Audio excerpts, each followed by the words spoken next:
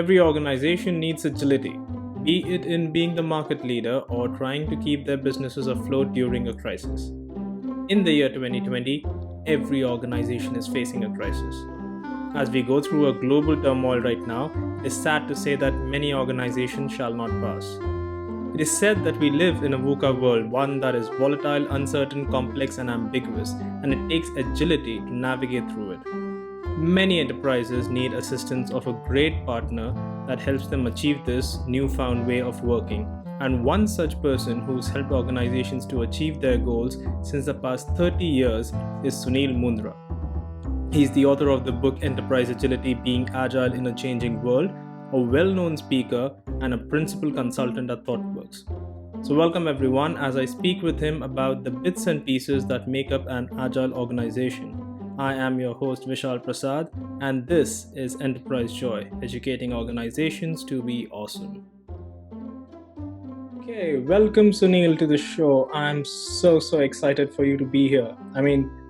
Okay, first of all, congratulations for the 2-year anniversary of your book. I have been told that it was 29th of June when it completed 2 years, and I really can't believe it's been 2 years already, because I just remember like yesterday we spoke about your book being released and I read about it. So congratulations for that. It's been amazing. Vishal, yeah, thank you very much for having me on the show. It's an opportunity which I have also been looking forward to. Yes, about the book, it seems like yesterday. 2 years have just flown by, and it has given me a tremendous sense of fulfillment, especially with the kind of feedback which I have got from people who have read it. So thank you very much for remembering the book anniversary. Oh yeah, my pleasure. In fact, this episode is doubly special for me as well. Okay, so two things. First of all, you are my role model, and I'm so glad that I have you on the show. But secondly, we are going to discuss about agility, which is like one of my most favorite topics ever. So this episode is like doubly special for me as well. I'm so excited for you to be here. The pleasure is all mine, Vishal. Thank you very much for your kind words. I also want to say at this moment that I am inspired by you with the work which you do to educate the community about agile and agility, despite the demands of time that you have coming from your career and your personal life. So keep up the good work there. Thank you so much. It means a lot coming from you, seriously. Okay, but since we are on that topic about agile and agility, let's address the elephant in the room. Okay, so we have been listening about agile and agility for, I don't know, since 2001 at least. That's when it all started. But how do you differentiate agile and agility, or is there even a difference between the two? How do you take that? Well, there is definitely a difference, and the proof of that is that I have devoted one full chapter in my book to call out the difference. Yeah, because I really felt that people were using these words as synonyms, and they are obviously not. Yeah. So let's start with what agile is, and of course, I don't want to dwell too much into the details of what agile is, but at a high level, we know that it came about to introduce better ways in developing software and in collaborating with the business to essentially as a response to waterfall or heavyweight methodology related issues. And of course, Agile has a few practices, processes, etc. But it also is based on the values and principles which drive those processes and practices. So there is a doing part of Agile, which is the processes and practices, and there is a being part, which is the mindset driven by values and the principles. Yeah. Now you do and be agile for a certain reason because you want to influence certain outcomes, right? Now those outcomes are essentially, when you're talking about agile, you are driving those outcomes at a team level. Okay, but if you drive those outcomes across even all your teams within an enterprise, there are several parts of the enterprise which do not get covered just by adopting agile ways of delivering software or delivering anything for that matter. Mhm. And therefore, the aspect of agility comes in, wherein you look at the entire organization and you say, what capabilities does this organization need, or any organization for that matter needs, to be able to deal with change? Mhm. And agile, therefore, contributes towards agility, Mhm. but as they say, it's a necessary condition, but not a sufficient one. Yeah. So, agility is a set of capabilities. Mhm. And according to me, the three primary capabilities which underlie agility are sense, adapt, and respond. Mhm. And agile enables that to happen to some extent, but Mhm. you need to do a lot more to be able to enhance those capabilities. Right. For example, how do you look at your budgeting process Mhm. on a big bang basis versus looking at initiatives on a continuous basis to be able to fund them? Mhm. Uh, how do you govern? How do you look at the people function, or traditionally known as the HR function? Mhm. So those aspects you need to cover as well, and those for me fall under the ambit of enhancing agility within the organization. Mhm. And again, both agile and agility are not ends in itself, but they are means. Mhm. So the capabilities with agility provides you the ability to sense, adapt, and respond is what an organization can use or an enterprise can use to really delight the customer, to create a competitive advantage for them, to be able to make all their stakeholders Mhm. Right. But then, so even when we say agile and agility, but there's still a lot more, right? So you have enterprise agility, which is basically the title of your book. And then happy. we Right. have business agility, we have organizational agility. And the way I see it is these are also means of more or less achieving the same ideology or the same state where we want organizations to be in. So even though we have multiple words, are they pretty much Right. the same for you? Yes, broadly they are the same. And the similarity is that all these approaches are looking at the organization as a whole. Mhm. What differentiates one from the other is the way you slice an organization and the Mhm. way you approach uh, enhancing agility in terms of what do you pivot around and what do you choose to enhance as a part of the organization. So it's mostly related to how you slice the organization and Mhm. then look at each component of that organization in terms of enhancing agility. Mhm. So, to be very honest, since 2001, now after so many years, I have started calling this like an agile movement. And for sure, I Mhm. don't say that out of kindness, okay? The reason being, I have seen like a flooding of agile coaches in the industry to an extent that I have stopped calling myself an agile coach. And I have an analogy for that, but I won't get into it. But the entire aspect of industries is they have invested so heavily into agile coaches because they want to transform and change their status quo the way it is. And then there are times when I read headlines like headlines that say our organization will be enterprise agile by 2020. How do you feel about it when you read these kind of headlines?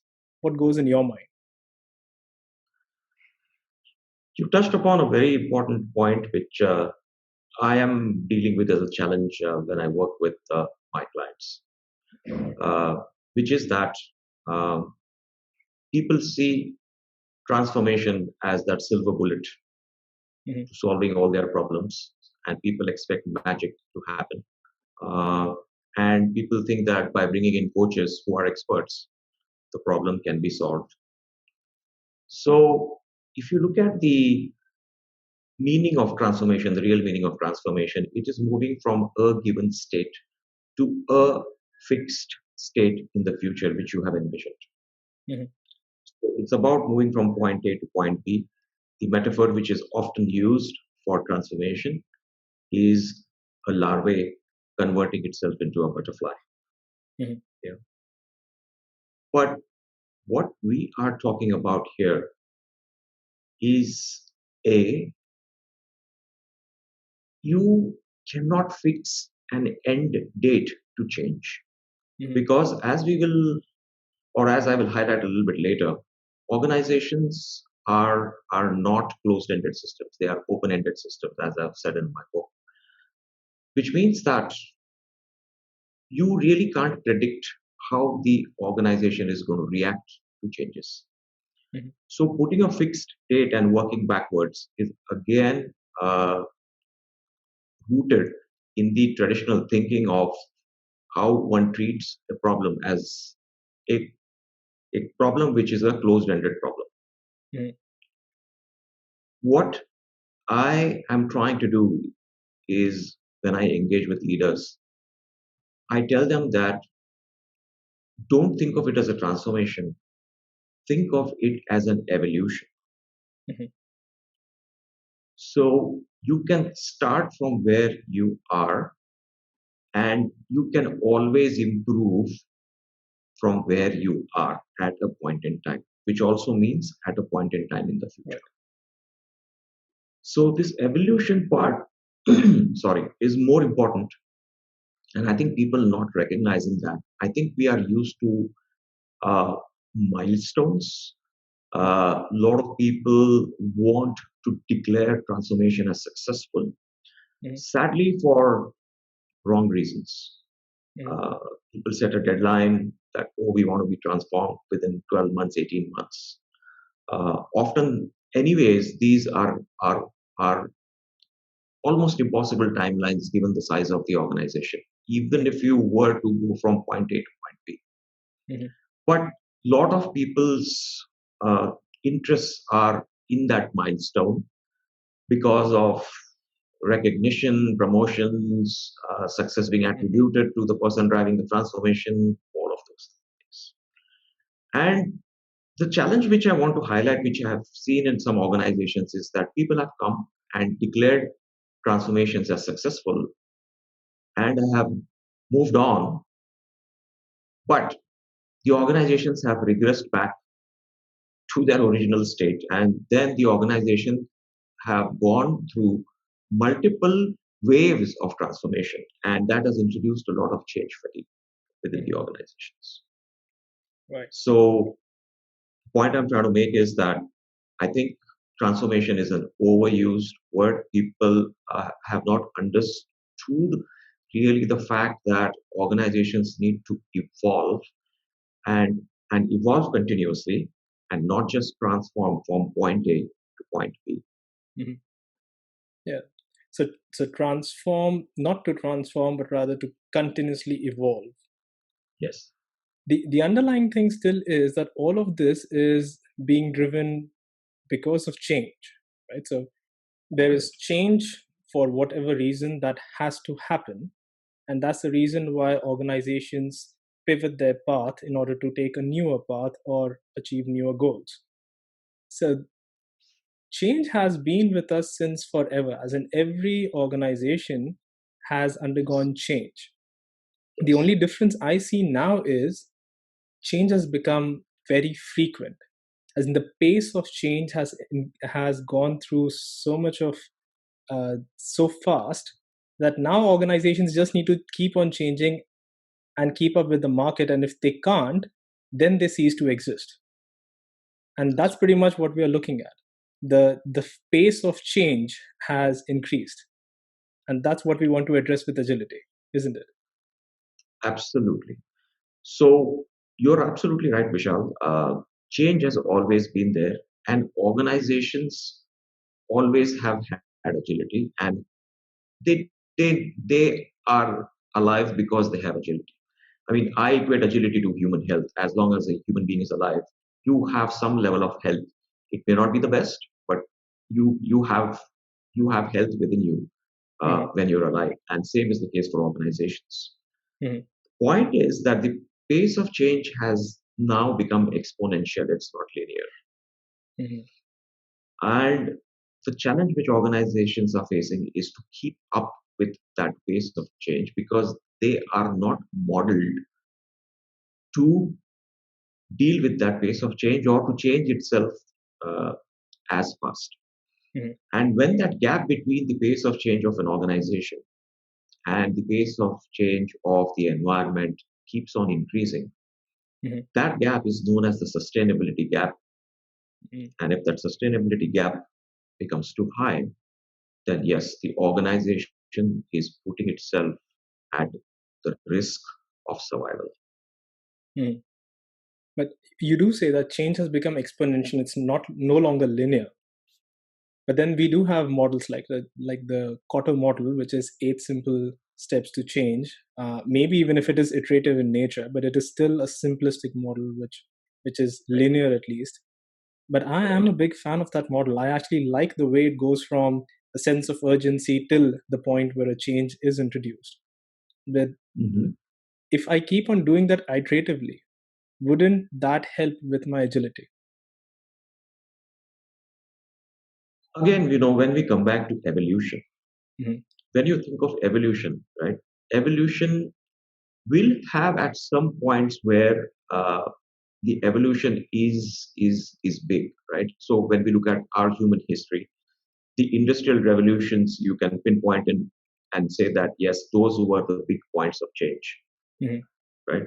When the internet came, it was a huge moment of change for businesses, and of Right. course, The dot com. uh, the model would apply. But over a period of time, when you take all of those things into consideration, so you have these spikes Mhm. where change is much faster. But otherwise, it's the change is evolutionary in nature.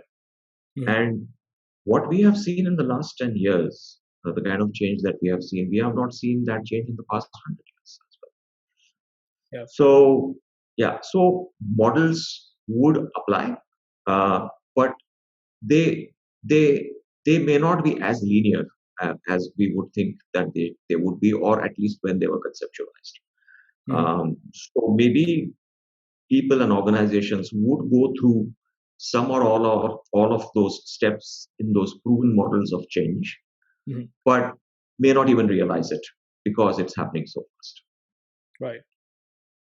So you did mention that when it comes to transformation, there are organizations that go through certain programs, but then they fall back to their original ways of working, and they have to go through a number of pushes before that happens. The concept of what you're talking about is organizational inertia in that case, isn't it? Yes. Where Yes. it's difficult to push the organizations to move from their current state.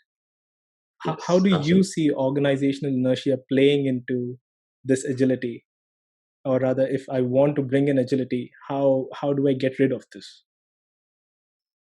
Yeah. So that's a huge barrier to transformations, and as you have rightly said, inertia is a huge impediment for organizations to become evolutionary in nature. Mm. The way that you would handle it is that you can't change the organization in a big bang way. There is so much history, legacy.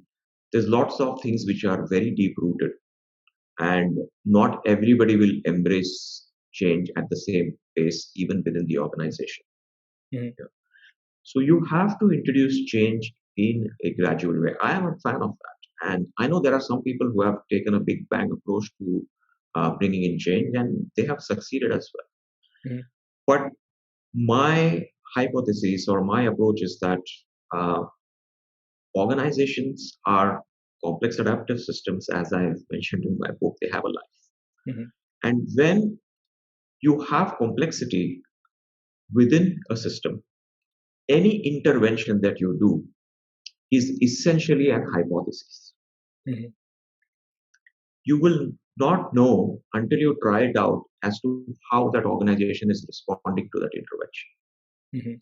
So, the approach which I suggest, and which is what I normally do when I work with clients, is to frame the change program in a way where you set out a vision, where you want to be, so what are the drivers of the change, and key milestones that you would like to see along the journey, at least till you get to a sustainable base of Mhm. change. You start small. You take up a few teams at the ground level. Mhm. You introduce change there through the agile practices, processes, and the mindset change that you need to make it happen. And when you create a success story, Mhm. the appetite for change across the rest of the organization suddenly changes. Mhm. A lot of inertia is linked to the appetite of change within the organization. Mhm. And when you can prove that change can happen even within a small part of the organization, the rest of the organization then slowly begins to open up to this new possibility of embracing better ways of working, or uh, to make changes, even though they may be a little bit more painful, uh, to be able to benefit everyone, including the people within the organization. Mhm. So you start small, you bring in some success at the team levels, Mhm. and then you expand that. Right. Right. So first stage, we can call it as a show stage. You're proving something. You're making a point that change is possible. Because in many organizations, when you go, this is not going to work here. Yeah. You cannot bring in change. We are just too limited. And that's the thing. Agile doesn't work for us. That's like Exactly. the mantra. Exactly. Exactly. It's like saying, oh, being healthy doesn't work for me. You can't say that. Right. You can't argue against agile and agility because Mhm. it is so inherent, if you treat it as health. So the first stage is show. The second stage is shift. Mhm. So that's when you start working on the mindset, you start working on the behaviors which influence culture, and you start working towards that. So you start moving then beyond practices and processes which have brought in some good change and some good outcomes Mhm. to the mindset change. Once you see a little bit of that, then you move to scaling. Right. Yeah, then you replicate, your success story across the organization. Mhm. And then finally, you get to a sustainable stage. Now, this may sound sequential, but it is not. It is very, very iterative in nature. Mhm. Yeah. Um, the point is that organizations, when they embark on change, they are creating green shoots within the organization by bringing in those changes. Mhm. But they are ignoring to look at the inertia which is prevalent in the rest of the organization. Mhm. And when you declare your transformation program as done with a few green shoots, but with the rest of the organization still embedded in the past Mhm. or in the inertia, then that inertia will overpower those Overcome. green Yeah. shoots. Exactly. So And that it's is like. where, yes, that is where people then become disillusioned.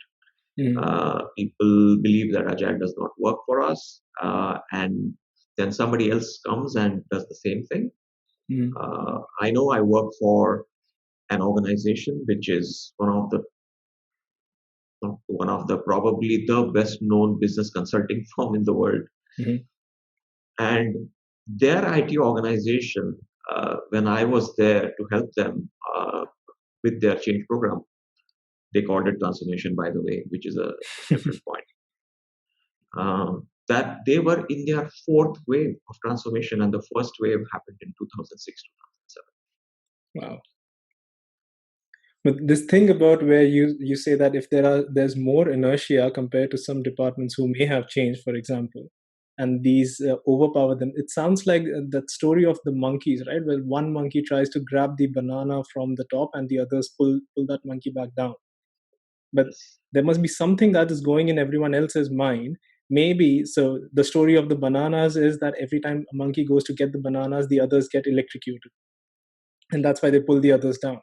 But if I want to Right. equate that with, let's say, an organization, what if people have fear that, hey, if others change much faster than us, then we may lose our jobs? And that fear can also be one of the reasons why everyone pulls everyone else back. And that can result in organizational inertia as well. I mean, there can be multiple reasons for why that inertia exists. Absolutely. And resistance to change Mhm, is one of the key reasons for that inertia. mhm, Um, and people resist change for different reasons. mhm, Uh, People resist change because it could mean there's a lot of uncertainty for them. It could mean that uh, they would have to learn new skill sets. mhm. Sometimes people fear change because they feel their incompetence will get exposed. Right.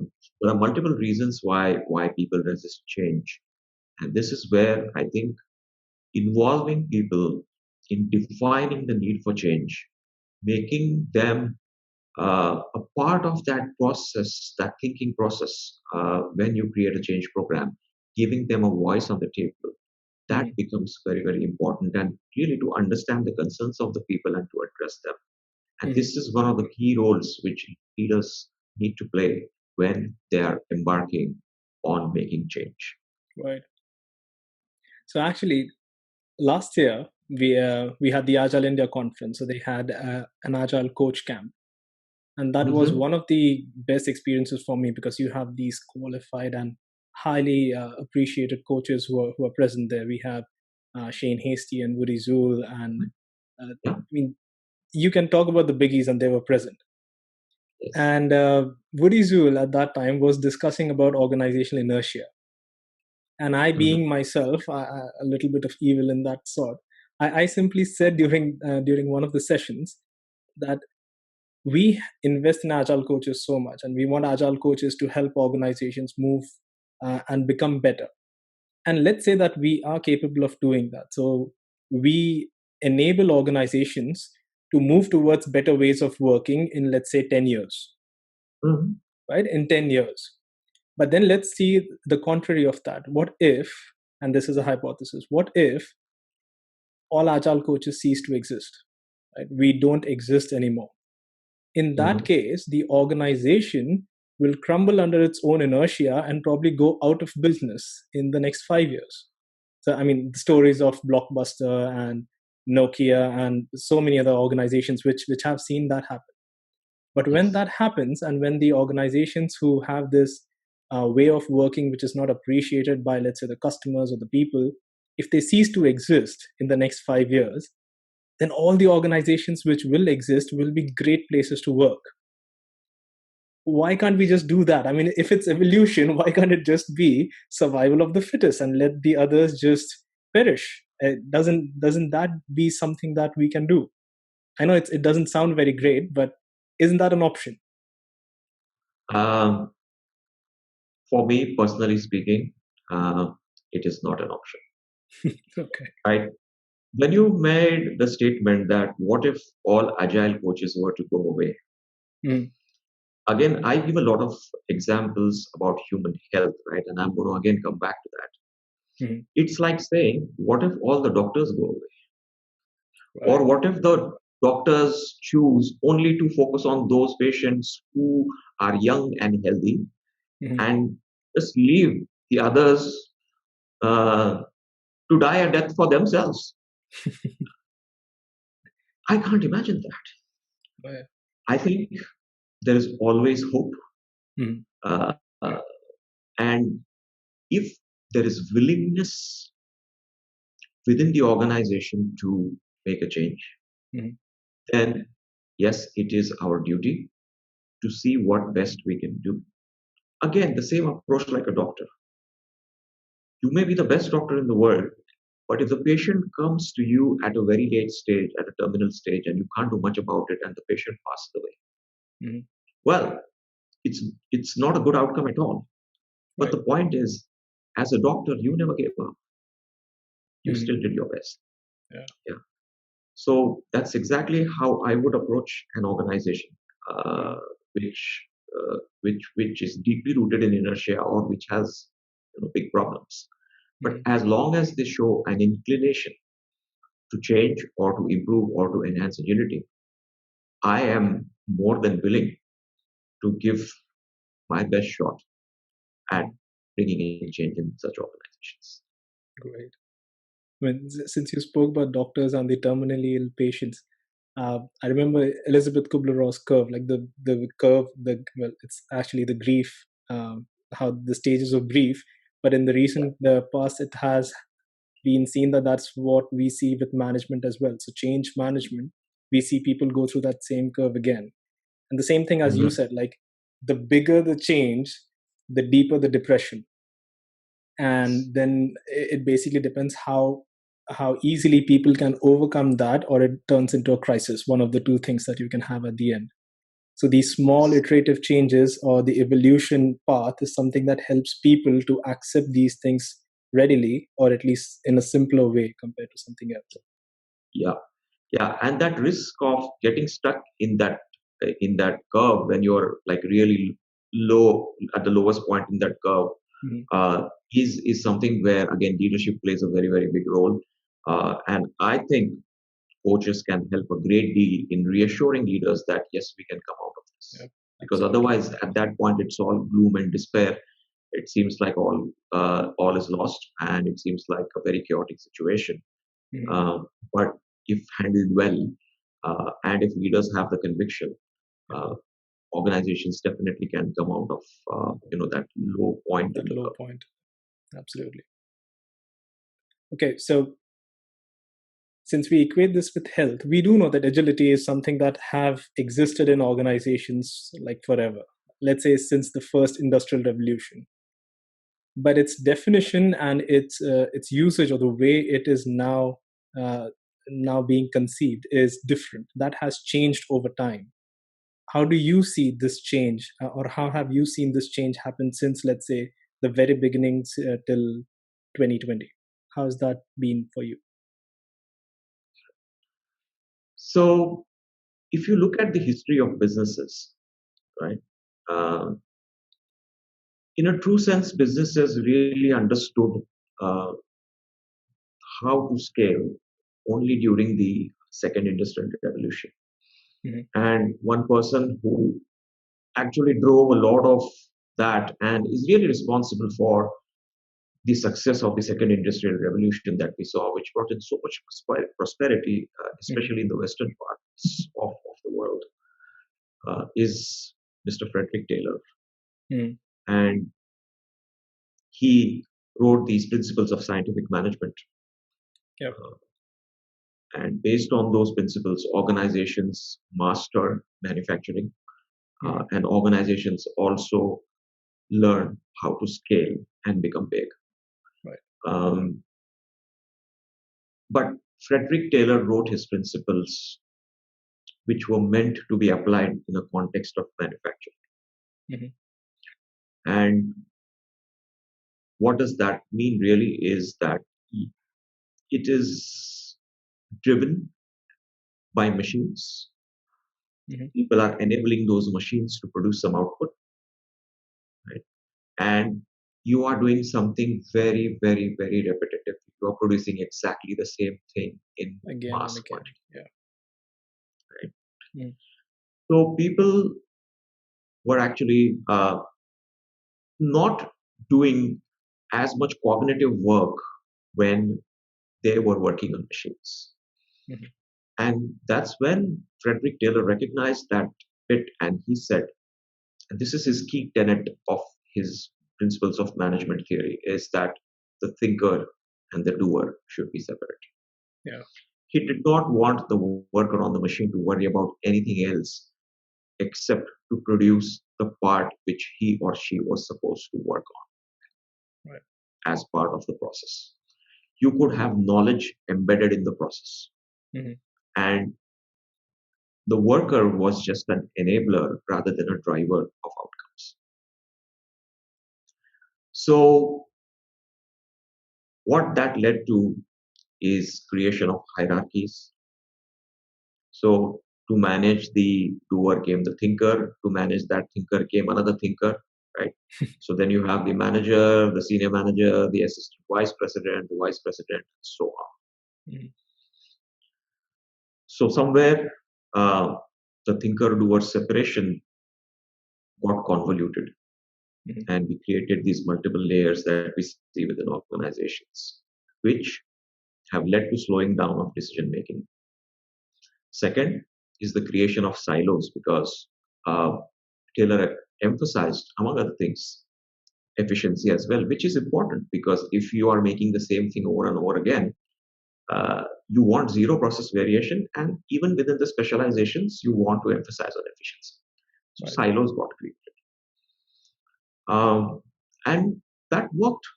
Yeah, while the environment was very stable. So if you look at the environment in the second industrial revolution, it was an environment of scarcity, Mhm. where whatever was being produced, consumers were lapping it up. Yeah. And the key problem for businesses at that time was how can we produce more? Capacity became the constraint, Yeah. scale became the constraint. Mhm. Yeah. So the environment or the need to be in tune with the environment or evolve with the environment was less. Moreover, the environment was not changing as much. Mhm. Yeah.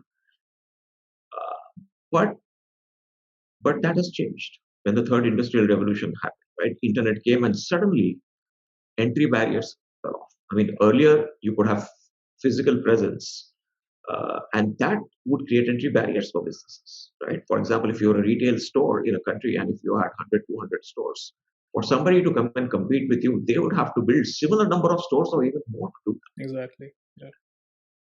So entry barriers prevented a lot of businesses from coming in. Therefore, people could take their competitive advantage and their position in the industry for granted, which is what they did. Mhm. And that continued for decades. But Mhm. internet changed all of that. And that is when businesses started recognizing the need for organizations to change at a faster pace.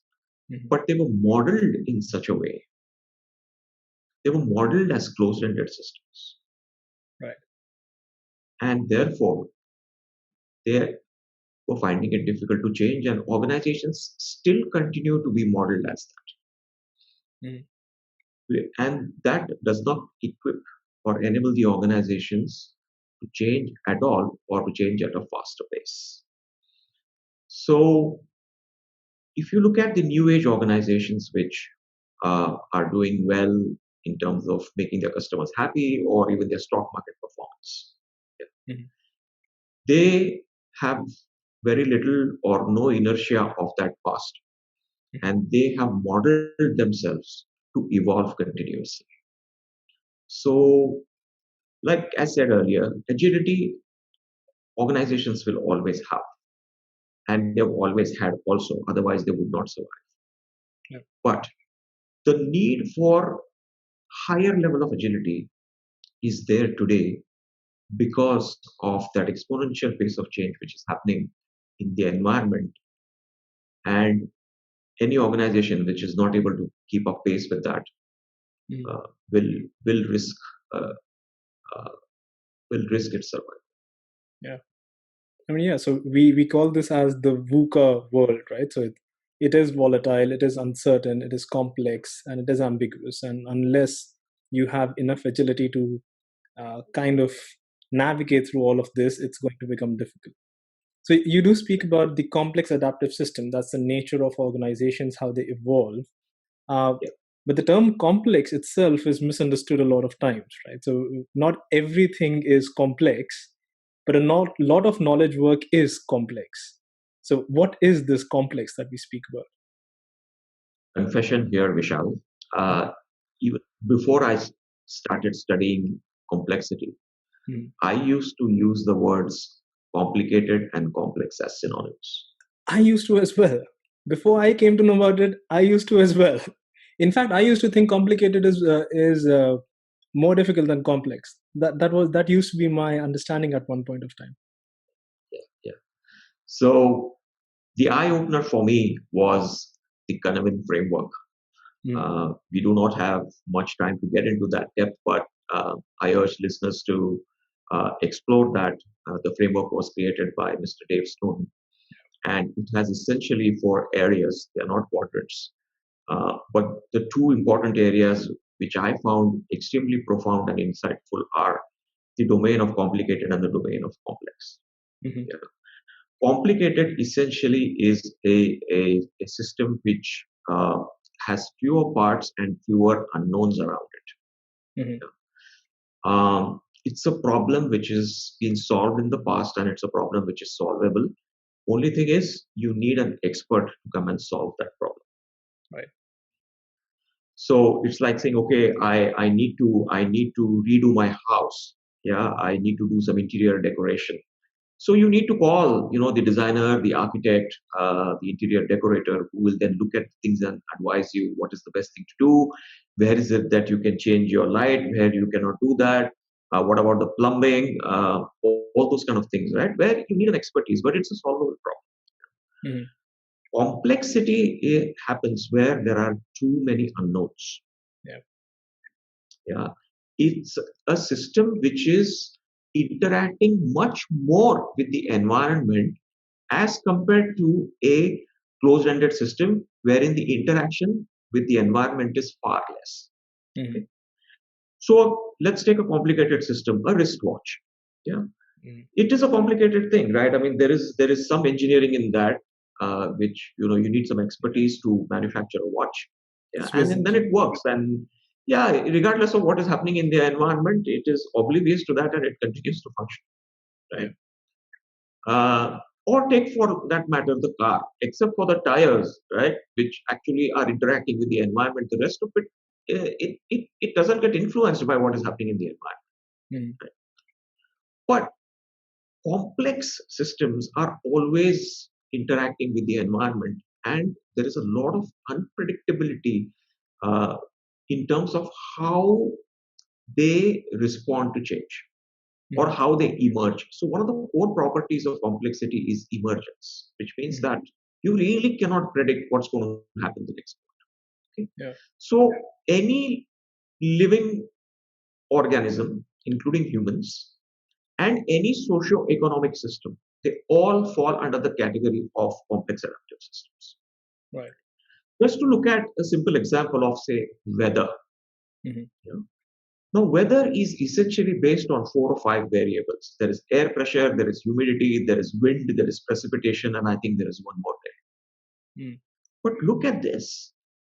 You can't even exactly predict what exactly the temperature is going to be, even the next hour, or what the cloud pattern is going to look like even within the next hour. Yeah. No, in fact, Just 5 variables. I have started just accepting the opposite is going to happen. So I don't even believe in the weather reports anymore. Yeah. So I think the point is that there is a lot of emergent behaviors which happen, and you have to accept and build on those behaviors. But what you can definitely predict are patterns. So we know that weather-wise, like for example in India, you will go through 3 seasons: the rainy Mm. season, the cold season, and the summer season. Yeah. You know that monsoon will come. Mm. But can you predict that exact date in advance and that exact time when it's going to happen in every single city? No way. Mm. Yeah. So in a complex system, you can have patterns Yeah. which you should leverage. But beyond that, in terms of being exactly predictable or looking at something with a very narrow mind of saying, okay, this is the cause and this is the effect, or if I make this intervention, this is exactly what's going to happen. That is something which will not happen in a complex system. Yeah. Yeah, the biggest problem that I see is that today, in today's environment, as you rightly mentioned, it's a VUCA environment, and that C stands for complexity, and the complexity in the environment has grown exponentially. Mhm. Organizations are complex, and the environment is also complex. Yeah. But most of our leaders, in organizations which are struggling to deal with change, they are using the complicated approach to solve a complex Oh, I have examples for that. I do have examples for that. problem, Uh, right? And again, as part of my work with leaders when I coach them, mm. the first thing that I do is I educate them on this difference, and I take them through various scenarios, and I show them how this distinction becomes very important. Mhm. So, sure, even within a complex system, there are complicated parts, Yeah. and you need to look at that. But when you look at change and the holistic uh, picture of the organization, then you must look at it from a complexity perspective and address it accordingly. Yeah. And the probe sense respond thing that you mentioned, that's basically the complex quadrant from Kinevin as well. You probe, you sense, you respond, and see how that works, which does differ from the analyze, sense, respond that goes into the complicated space, and that's how it gets Yes, differed. Yeah. So, exactly. In a complex system, right, you have to probe. You have to make an intervention, see how that system responds, mhm, and then make sense of that, and then you prepare your response. So there's always an yeah. element of probing. For example, you want to launch a new product. Yeah, Mhm, you don't know how your consumers are going to react. yeah. So what you do, you actually show them something, you get their feedback, and only when you get a positive reassurance from the customers that they like it, Mhm, should you invest in that product and take it forward. mhm, But what do we see otherwise? We see business cases which are conceived without any actual feedback from the customers. Yeah, mhm, it's all theory. I mean, if you ask questions, that's not real feedback. right. Can you show the product and get feedback and build your business case based on that? Mhm, And what are we doing? There's somebody prepared a business case based on a lot of assumptions. And mhm, that business case is funded big time without any validation whatsoever. Now that's looking at something as a complicated problem. yeah. Yeah. I So there mean, is no probing. right. But And I do want to mention over there. So whenever I have spoken about Kinevin, let's say, or and complicated and complex, there are times when this becomes evident to people that, oh, you're doing knowledge work that's complex. People get this sense of pride, and there are times when people have said that, hey, then I'm better than someone who's doing complicated work. But I should say that's not really the case, because if you consider ISRO that launches satellites multiple times, that actually falls in the complicated space, but the work that they are doing is exceptional and amazing. So just yes, because you fall in a particular quadrant, that does not make you special or less special. This is all of these are really, really important when it comes yeah, to the world or the organizations. excellent point that you have raised here, Vishal. Right, and look what has happened because of that mindset. Uh, the doer Mm, traditionally has got less importance or less recognition than the thinker. mm, Right? yeah. You look at the construction site, people doing lot of hard physical work. Uh, I mean, they work 100 times harder than I do. Of course, the nature of my work is different. Mhm, But look at the level of respect that they get, usually. Look at the level of respect which a worker on the shop floor gets as compared to the manager or the leader. mhm, So I think we have created this class divide where people who are doing the work are called resources. I absolutely abhor that word. yeah. It assumes that the person is a machine, a lifeless something. And we continue to use that word even in the software industry where we are actually doing knowledge work. Yeah. And in knowledge work, right, you cannot separate the thinker and the doer. Mhm, Yeah. Sure, some level of thinking needs to be done at a higher level. All of that is true. But in terms of doing the actual work, uh, because it is cognitive in nature, right? You cannot separate the thinker from the doer, and it is very creative work. yeah. I completely agree with you that regardless of whatever type of work that you do, there is no need for somebody to feel superior or inferior Exactly. because of the Yeah. type of work that they do. Absolutely. I mean, I'm still waiting for the day when HR will no longer be called human resources, but rather be changed with human relations, because it's Yeah. relationships that you're really building with the people. That's more important than treating Or people just as a people resources. function. Or just the people function exactly. Yeah. Okay. So I do have this uh, one instance that I want to ask you about your views around that. So we spoke about VUCA, right? And the U stands for uncertain. And we are currently going through a pandemic which was like so uncertain, but the moment it happened, countries went under a lockdown, as in India went under a lockdown. And I have friends who work for big banks and big IT organizations, who were asked to just stay home because there was a lockdown. However, for some reason, these organizations in the year 2020 did not use laptops.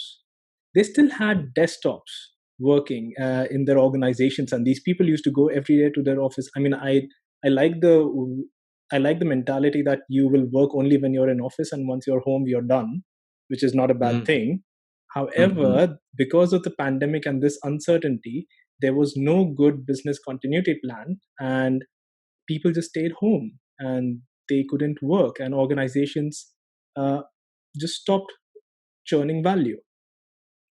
And to an extent, where one of these organizations, the leaders, had an interview a few days back where he mentioned that for India to get back to the economic state that it was before the pandemic, people should work 60 hours a week. That's 10 hours a day, 6 days a week. And this has to continue for the next 2 to 3 years, because the more you work, the more productive you are. And only then can you get back to your old economic state, which is where you want to be. How agile is this thought process for you? The way the entire organization has responded and the way the leadership sees this. Well, with due respect to the person who said this, and he's a very respected person across India. I know. Uh, but to me, this is very traditional thinking, which is deeply rooted in the manufacturing mindset. Mhm. And that mindset is that the more time you spend working on, the more you produce. And therefore, uh, time and productivity are positively, 100% positively correlated. The more time you spend, the more output you get. Simple. That's not how it works in knowledge work. It's about value.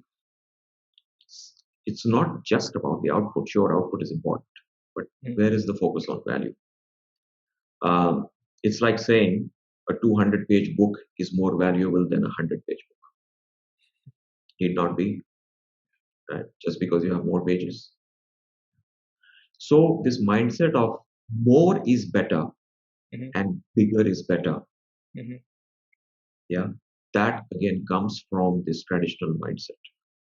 Vishal, I am so intrigued as to how we call ourselves as very intelligent human beings. We are blessed with intelligence as a species. Mhm. But this more is better and bigger is better is so deeply rooted within the mindset that until not too long ago, and I hope this is not happening anymore, but I'm not so sure, is imagine a software developer's productivity Mhm. was measured based on the number of lines of code he or she wrote. Oh yeah. How absurd is that? Right? So this mindset, and again, there are organizations which are tracking people in terms of how long they stay logged in on their machines. Mhm. I just read an article which I was clearly infuriated based on what I read in that is that in US, people have or organizations have installed software uh, uh, on the laptops of people who are working from home to monitor actually how many hours they are spending working on the laptop, right? So I think this really is a problem. This is clearly this old traditional thinking. And the second problem with that statement is this: suppose you work even 60 hours a day and produce whatever you need to produce. What if there Mhm. are no buyers? Are you not causing waste by creating excess inventory? Right. Yeah. So this again is another problem which I have seen as a common pattern in terms of how leaders approach something is the local optimization problem. Mhm. Okay, and that again is a symptom of applying a complicated solution to a complex problem. Right. So let's take the example of a car. If you have a flat tire on your car, you just replace the flat tire, right? And you don't worry about whether it's going to impact the steering or the gear or the engine or anything else. Mhm. Yeah. you can isolate that problem and fix that problem locally. Most leaders, when they are introducing change in organizations or when they are solving a problem in organizations, are making this mistake. And that's not how it is. Yeah. Like, again, going back to the example of health, let's take a human body.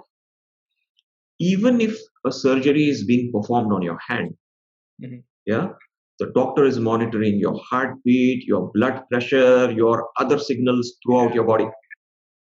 Yeah, you just don't say, "Oh, I'm just going to work on the hand, let the rest of the body be as is." Yeah. Hmm. And this is exactly how organizations also need to be approached when making change. Is that when you introduce change, you have to think from a systemic perspective, Mhm.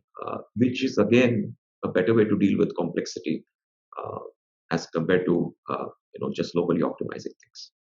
Right. Sunil, we have been speaking for a while. Let's take a short break.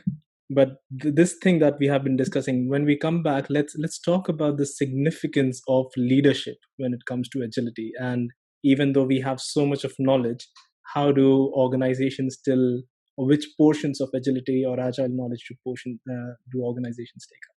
Let's talk about that. See you in a bit. Sure, Vishal. Hey, it's time to give a Patreon shout out to the following Patreon patrons: Sebastian Holscher and David Taborek. Thank you so much for all your support in our quest to help build awesome organizations. We could not do it without you.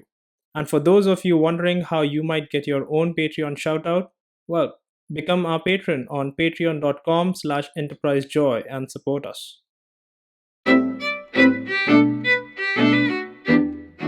So, welcome back, everyone. We are in talks with Mr. Sunil Mundra, author of the book Enterprise Agility. And before going on the break, we were discussing about the role of a leader in an agile organization. And we ended the last segment being how much leaders accept this notion of agility. Which brings me to the first question for this segment for you, Sunil. What do you believe is the role of leadership when it comes to being agile or in an agile organization? The role of leadership is the most critical element uh, in improving agility of the organization. Mhm. Let's look at some empirical evidence for that. There are some organizations which are publishing the state of the agile report every single year since Yep. the last, I think, decade or so. And in this report, they call out barriers to transformation or change. Mhm. And if you look at the top three, four barriers which they list out based on the surveys that they do, uh, in some form or the other, they are linked to leadership, Mhm. which is the first one is about the culture of the organization is not aligned to the values of agile. Mhm. The second bit is about no support from uh, managers and leaders. Right? The third point is about inertia, the resistance to change. Mhm. Right? And all of these factors, if you look at the underlying enabler or impediment uh, for all these things to improve is leadership. Mhm. Yeah. Because it is the senior leadership uh, at the organization which makes decisions on the direction of the organization, makes decisions on prioritizing where to focus on and where to put the resources of the organization. And by resources, I don't mean people, I mean money, attention, all that bit. Um, and these people have an influence in terms of their behavior uh, across the organization. People look up to leaders as role models. Mhm. So leadership is extremely critical, and often I get asked um, in terms of the change journey: do we begin top down or do we begin bottoms up? And my answer to that is both.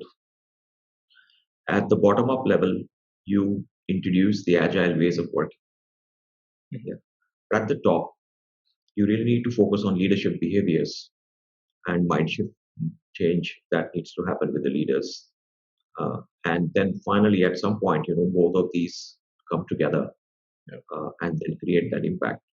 Mhm. But you cannot start off a change journey without the change in the mindset and the behaviors of the leaders. Right. It's set for failure otherwise. Mhm. So I am a big fan of extreme ownership. So when we talk about extreme ownership, the way I see leadership or a leader, it's not a role or a person, but it's more of a behavior, and it's more Yes. situational in a lot of ways. So given a particular situation, the team or the group of people, they decide who's the boss.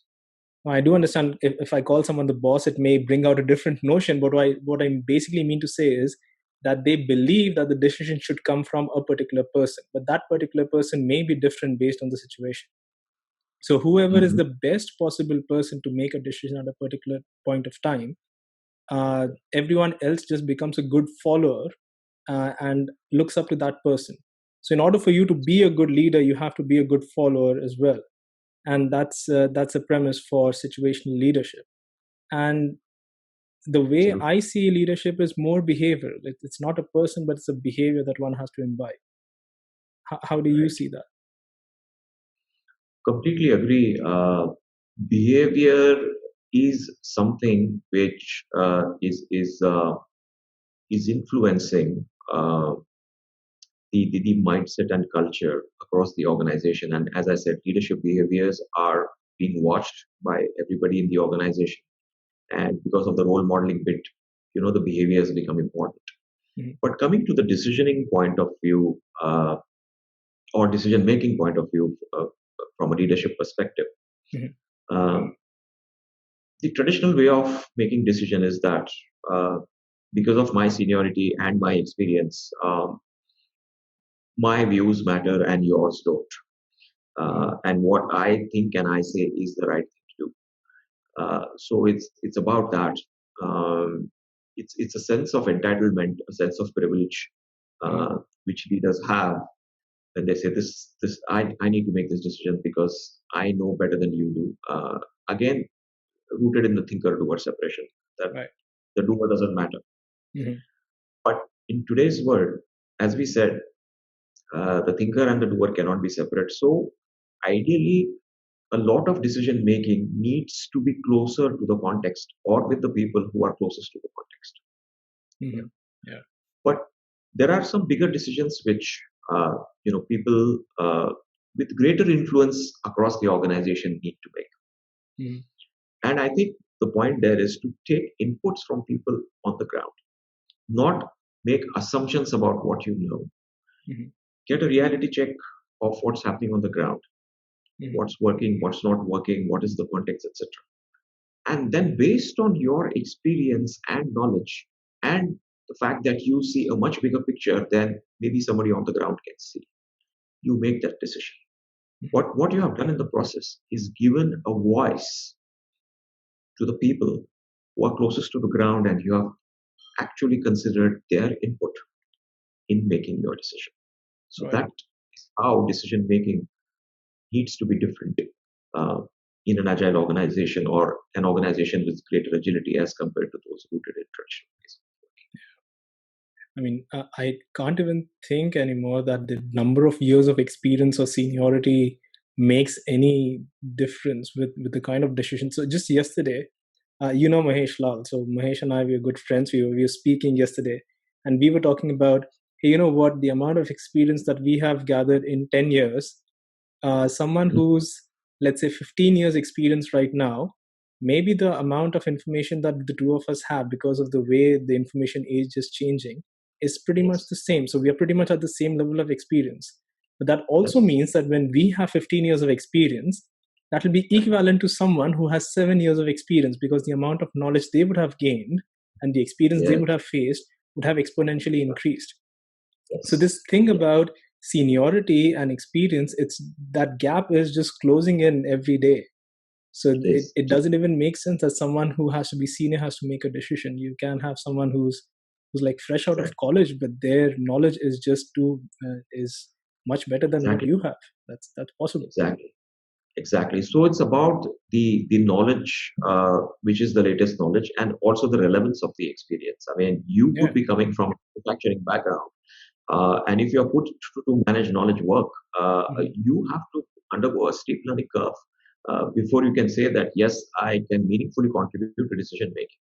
Yeah. And in a VUCA environment, you will encounter situations which you have never faced before. Absolutely. And I think the leader's attitude at that point in time it should be is this: look, I don't have the answer. Can we Mhm. all sit together and figure out what is the best way to tackle this? Yeah. Right. I mean, since we are talking about leadership, we definitely cannot move away from servant leadership. And I've had like people coming and telling me, oh, servant leadership is this new way of leadership. And I've said, yeah, for sure. It is so new. It is only from the 1970s. I mean, it's funny for me to just realize that people are embracing a concept from the 1970s only in the 2000s. They haven't really realized that this has been around since such a long time.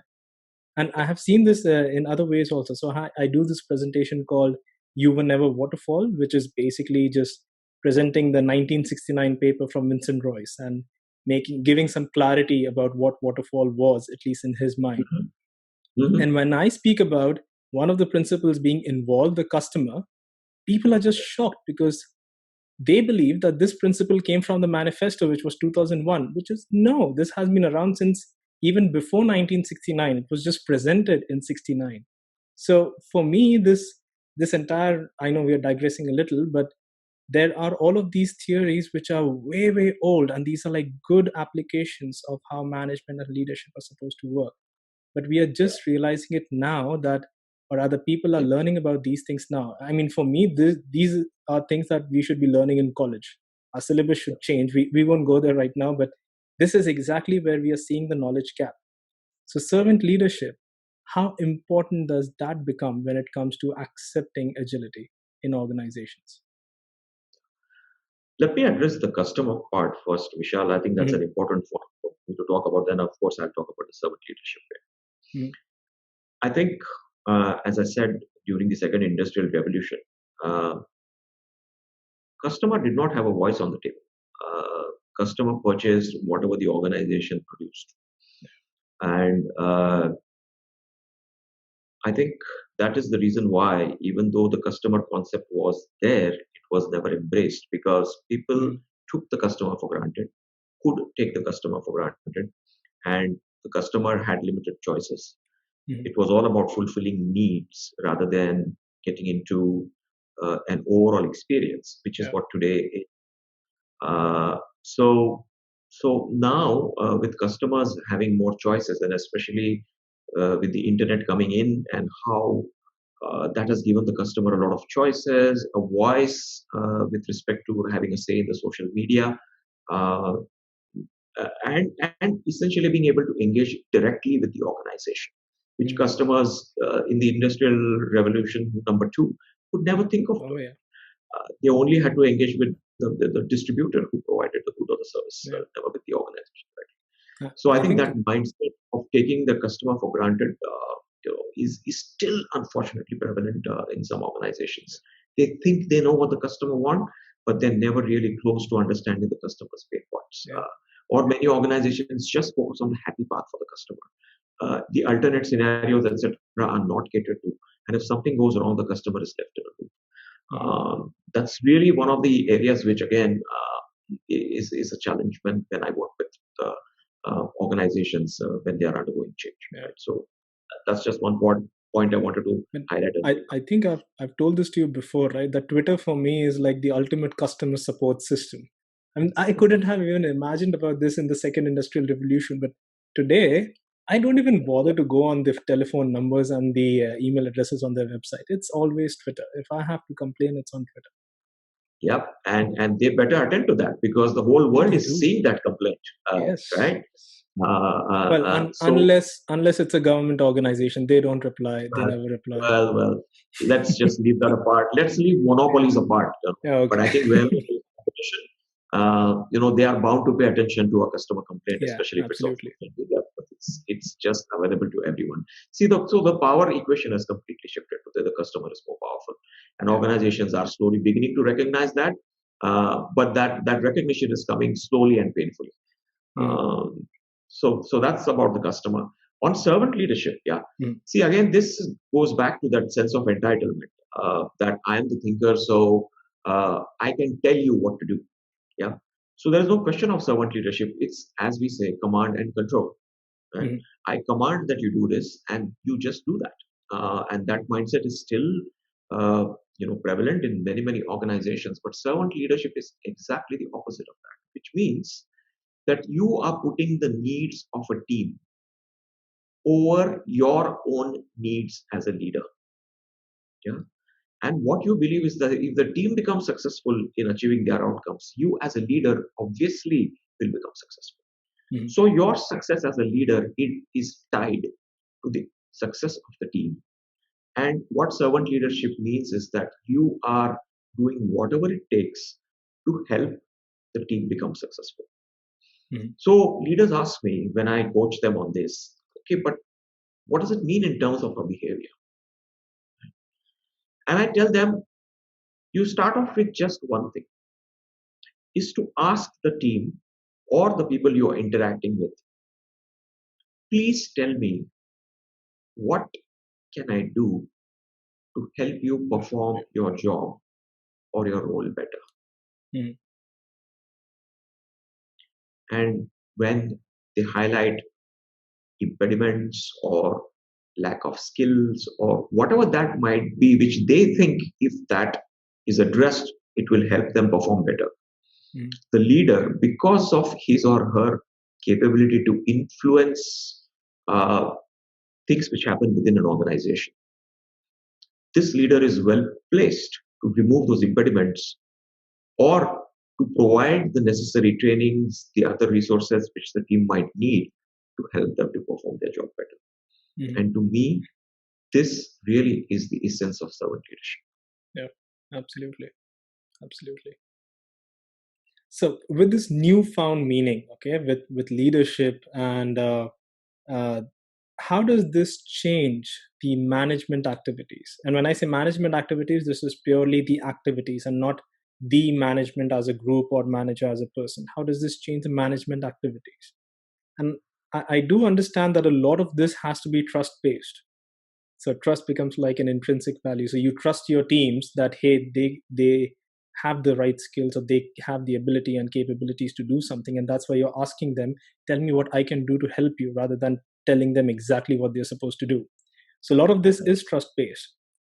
However, there are certain instances, like for example, last week uh, there was an editor's pick in LinkedIn, which was an article about show your boss that you're actually working during the pandemic or working from home.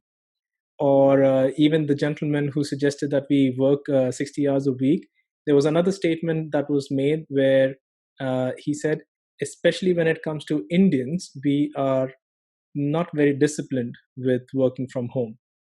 I mean, these are the statements, or these are certain things which, when it gets published in places like Forbes, it becomes a mandate, or this becomes a norm where trust takes a back seat. And that's where I and all of this is basically backed by empirical evidence, right? They have the data. They're not saying it just like that. They have the data. And that's where I start thinking, how does management really change, or what is the shift required in management, even in this space where data exists, but you're not seeing the values that you really want to bring in? How does that work? There are multiple points you have raised, in this question, Vishal. But let me address this point uh, about the trust part. I think trust is something which is inherent to us, and I think in everything that we do, there is an inherent element of trust. Mhm. So when I switch on an electric switch, I'm trusting the fact that I'm not going to get an electric shock and it's just going to turn the light on, right? Mhm. Or when I go out on the street and I'm standing next to someone, I'm trusting that that person is sane and won't stab me, right? I'm giving extreme examples. Yeah, or when Uh, I'm driving, I hope the person doesn't dash my car from behind. exactly, right? So trust is something which we all work on, and trust is a very important element of organization, because people who are doing the work and people who are in leadership positions, they may be apart, and therefore you have to trust people to do the right thing, right? But for that to happen, there are few things uh, that enable that, and they are very, very important. The two variables, according to me, are autonomy and alignment. Right. Okay? Alignment refers to the purpose that is there, that needs to be fulfilled, or the outcome that we need to achieve. Mhm. And is your team aligned? Yeah, or have you aligned the team to making sure that they understand that this is what we are going for, or Mhm. this is what success means for us, and this is what we need to do. And autonomy is, of course, giving them the freedom to figure out what is the best way to get there, and you not dictating that path in terms of how you get there, Mhm. right? Let the team figure it out. Sure, you can contribute, you can give it ideas, but finally, it's a joint decision that you make in terms of how you want to move forward. Or on smaller things, let's just leave it to the team and don't even bother about that. You just delegate it to them completely, right? Mhm. So autonomy and alignment must go hand in hand. Right. If you have an imbalance there, you have a problem. So Yeah. Yeah. when you say alignment, isn't that equivalent to transparency and being transparent with the purpose and making sure everyone is aware of it?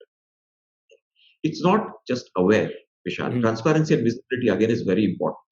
Yeah. Right. Why is that important? Because really, if something is not going right, yeah, Mhm. it's very easy to find it out. Yeah, and you can course correct very quickly. And there is a single source of truth for every information that's out there. There are Mhm. no multiple versions. Yeah, like we see traditionally in organizations, right? There are things broken on the ground, but some manager is still reporting green status to the boss because otherwise he would get dinged Yeah, or the she would get watermelon dinged. report, right? The Yeah, watermelon whatever. reporting is brilliant. Exactly. So that's why we want visibility and transparency, so that there are no versions of the Mhm. multiple versions of the truth. Yeah. Mhm. But alignment to me is more about that genuine buy-in, Mhm. right? That I buy into this purpose. Yeah. And I believe in this, and we are all going to work towards that. And Mhm. visibility and transparency is a huge enabler to make that happen. Yes. Mhm. Okay. And the thing where you speak about that you need to give what feedback. So I took it in a slightly different way. So when you say that you have to course correct, that course correction happens because of the feedback that comes. And Yes, the absolutely. feedback is something that you have to kind of measure at regular intervals and then see if you want to change your way to proceed. Absolutely, Vishal. Right. See, I think the key is to recognize when things are not going wrong, or you're getting something which is different from what you have initially planned in terms of the direction. Mhm. And how can you change course quickly to adapt to that new information which has come in? That really is very important. See, I Mhm. think the feedback bit is so important. If you look at, and I've mentioned this in my book, if you look at some of the major disasters which have happened in the world, uh, people on the ground knew there was something wrong, Mhm. but people were just scared to report it upstairs, or indifference that this is not my problem, this is somebody else's problem. Why do I care? Mhm. So there is no alignment there. There is no sense of ownership. Alignment leads to a sense of ownership, Mhm. right? And then a disaster happens, be it a Right. plane crash, or be it an oil spill, or be it something else. Mhm. I have an example of the Berlin airport, where you go to the Berlin airport, which is there right now. It is the Pune airport, will look world class in front of the Berlin airport, and Berlin is The the capital Tegel of airport, you're saying, Germany, right? right? But they constructed a new airport, and they Oh were about to yeah, go live. yeah, They were about to go live just a week before they went live. All the shops had set up, yeah. their operations there, and they're just about to begin. And then somebody noticed there's something wrong, and they dug further and further, and they just realized this whole thing is not built correctly. Yes, I know that story. I've read about it. And that airport is still not functional, and Yeah, they it's still still not have. functional. In fact, I think there was also one report where the lights don't turn off because they don't have switches. And that's why the airport is always lit, but the airport is not operational. I have read about that. I think there's a whole Wikipedia page about explaining what went wrong and the entire sequence of events. Yeah, I remember that. Exactly. So this is all about people just not wanting to report failure, or somehow the progress is masked, uh, and the challenges which are there are not visible. Mhm. See, I think if there is alignment, uh, and if there is this psychological safety, as we call it, in terms of reporting challenges Mhm. early enough, so that somebody can do something. I think that is very important. And why people don't do that is because, again, a leadership behavior, which is a very bothersome behavior, is that when something goes wrong, a leader is looking to catch somebody's neck to put the Mhm. blame on Yeah. for that thing going wrong. And my view is that, and I agree with Edward Deming, who said that 95% of issues can be traced to Back systemic to a factors system rather and than not to to a individual. person. Yeah. And the systemic factors include how you reward people. Are you punishing the right behaviors? Are Mhm. you rewarding the wrong behaviors? That's a systemic factor. The person is not to blame for that. Mhm. And of course, 5% of the time people can make mistakes, etc. But do you have mechanisms to catch that mistake early? Mhm. Yeah. So I think this is where the way you manage things, the way you look at things has to change. There definitely there is oversight, yeah, but there is no interference. Right. Uh, so So alignment and, let's say, feedback, that gives like a good sense of management directive. Let's say at least one of the directives for when it comes to agility.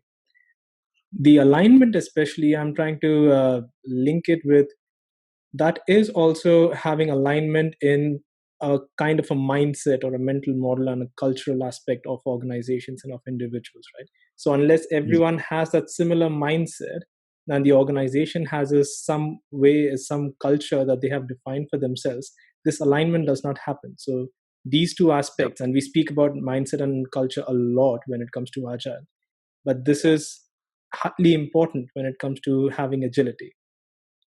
I still absolutely. believe that people don't understand mindset and culture as much as we would want them to understand. These are buzzwords which we use, but they are still Mhm. misunderstood. And I know that you speak about this in your book about mindset is to individuals and culture is to organization. Can you elaborate Yeah, on that a bit? sure, sure. Before I get into that, right, one of the things which I want to highlight is one of the key impediments to alignment, Vishal, is this: Hmm. that in most organizations, people are made to compete against people.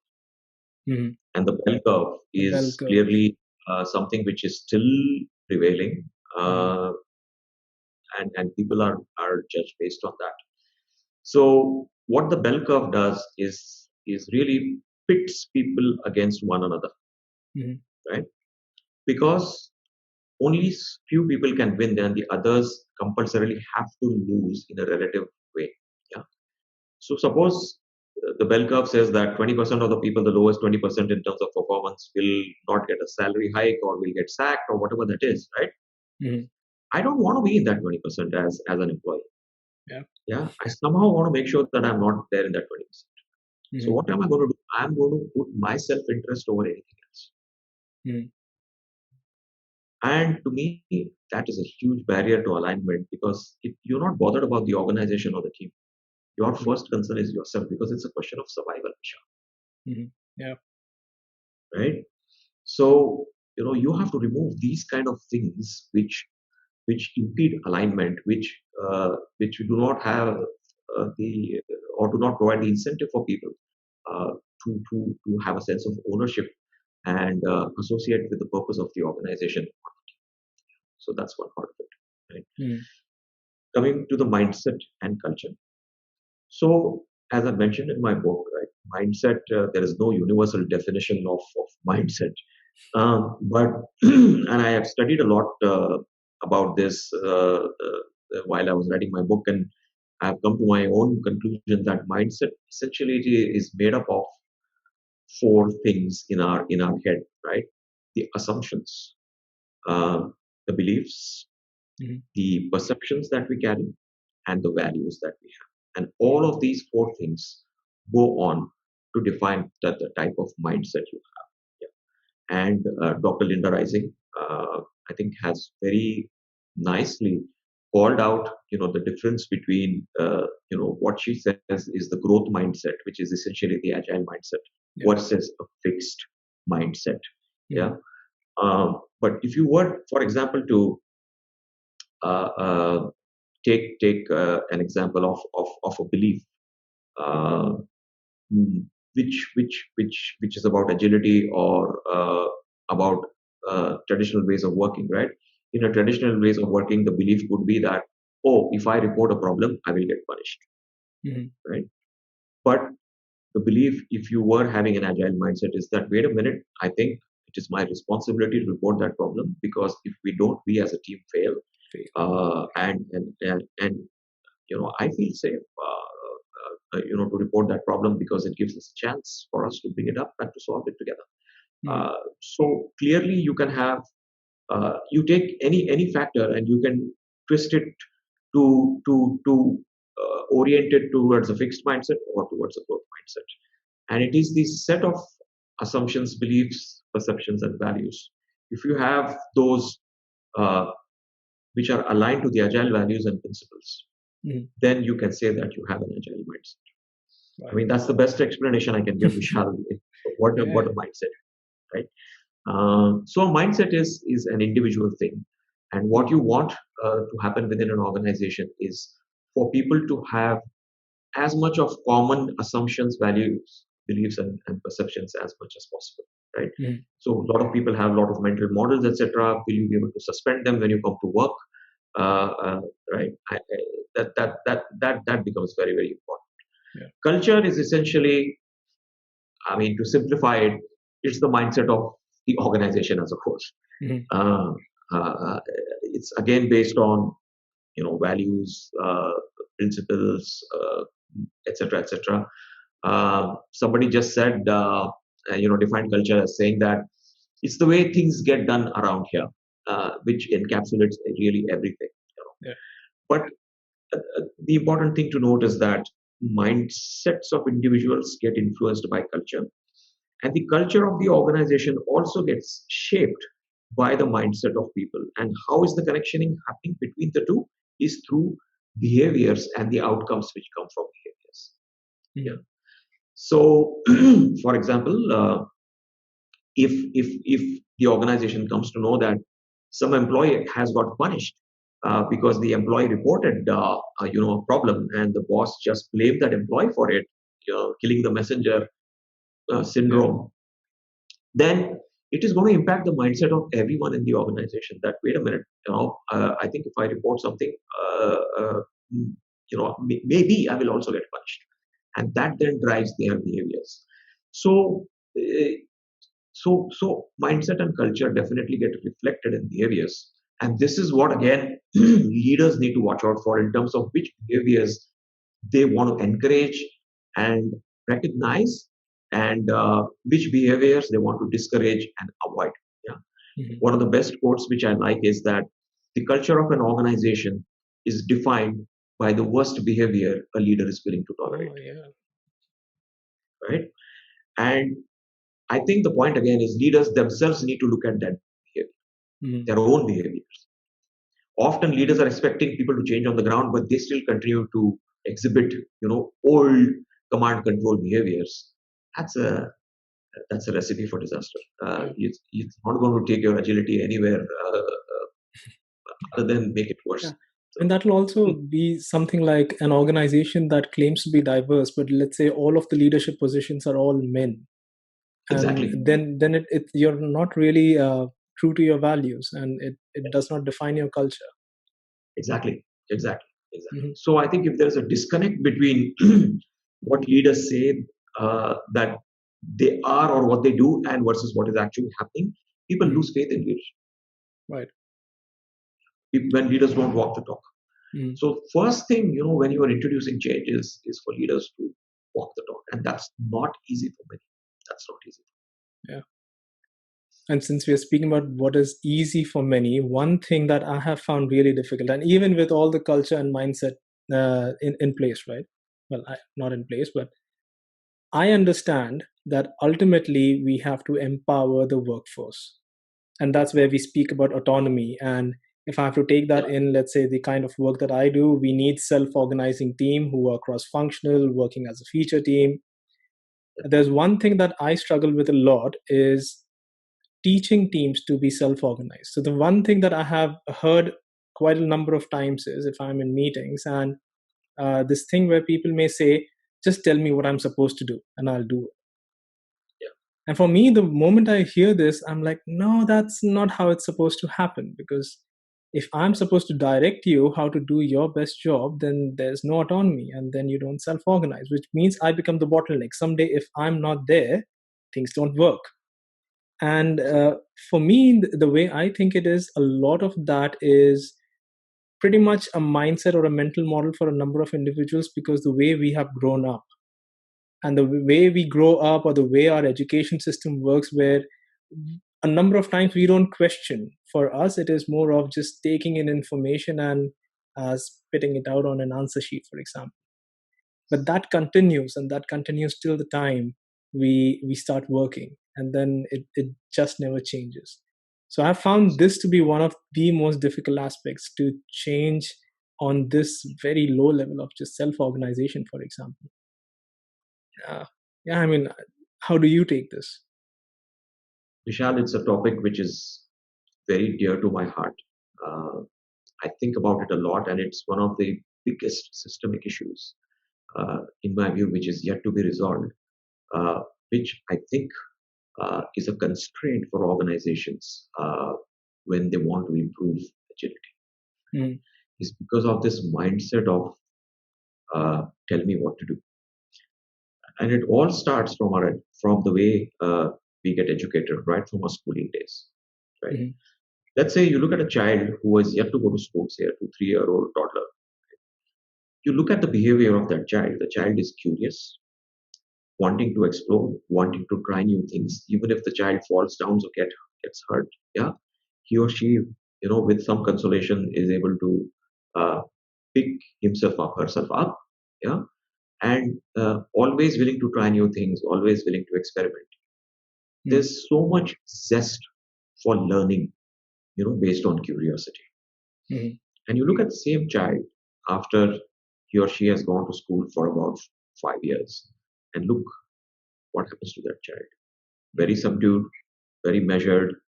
Yeah, uh, that that that behavior which the toddler exhibited is no longer there.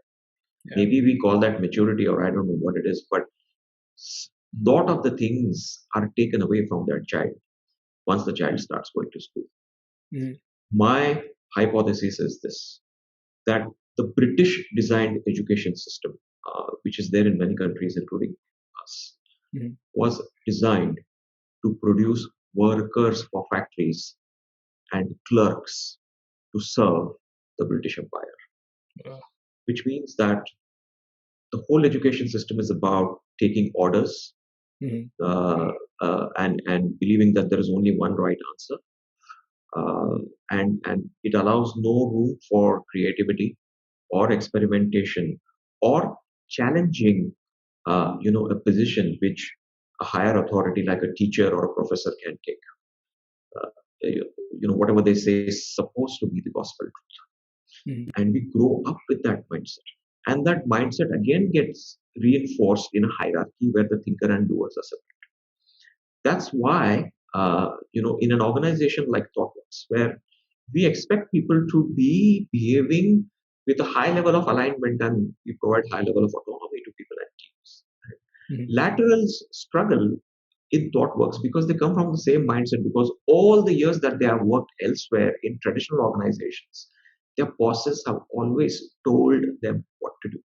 mm, And to make that mental shift to say that I don't have a boss here, I need to behave as though I'm the owner of the company, which means mm, alignment, to the purpose of the organization. Right? To me, it's so deep rooted, not only in our schooling, but our organizations which are also run as hierarchies are actually cementing that fact that you need to look for directions and you should ask. And therefore, when you throw somebody like that and you suddenly give them a lot of autonomy and alignment, right? They will struggle. They will struggle because it's a big change in mindset that needs to happen. And I think that's where leaders have to play this role to nurture, this thinking Yeah. and to give the reassurance and the safety net, to the people saying that, wait a minute, I'm not going to give you directions. You try it out. If you fail, I have your back, right? So it takes a lot of effort from leaders to be able to bring, this mind shift change. And I definitely see that as one of the key responsibilities of leaders when they are embarking on this journey of improving agility. Mm. It is amazing how everything like ties back to leadership somewhere. Yeah, it's highly important. It is because they have so much influence. Yeah, They can influence a lot of things, and that's really what makes a leader a leader is the sphere of mm, influence. That the influence. Yeah, I think let's take a break with that. But when we come back, let's deep dive into what actually enables people to be more agile and everything that we have spoken about. How can people get more value out of it? So when we return, let's speak about that. sure, sure. Right. If you like what you're hearing, then do subscribe to this podcast for more of Enterprise Joy. You can get a complete list of applications where this podcast is available on anchor.fm/enterprisejoy or on our website www.enterprisejoy.com. Folks who prefer a more visual content can save the Enterprise Joy podcast playlist on YouTube. And you can also support this podcast by becoming a patron on patreon.com/enterprisejoy. We are happy to bring great content for you that can help you and your organization be more awesome.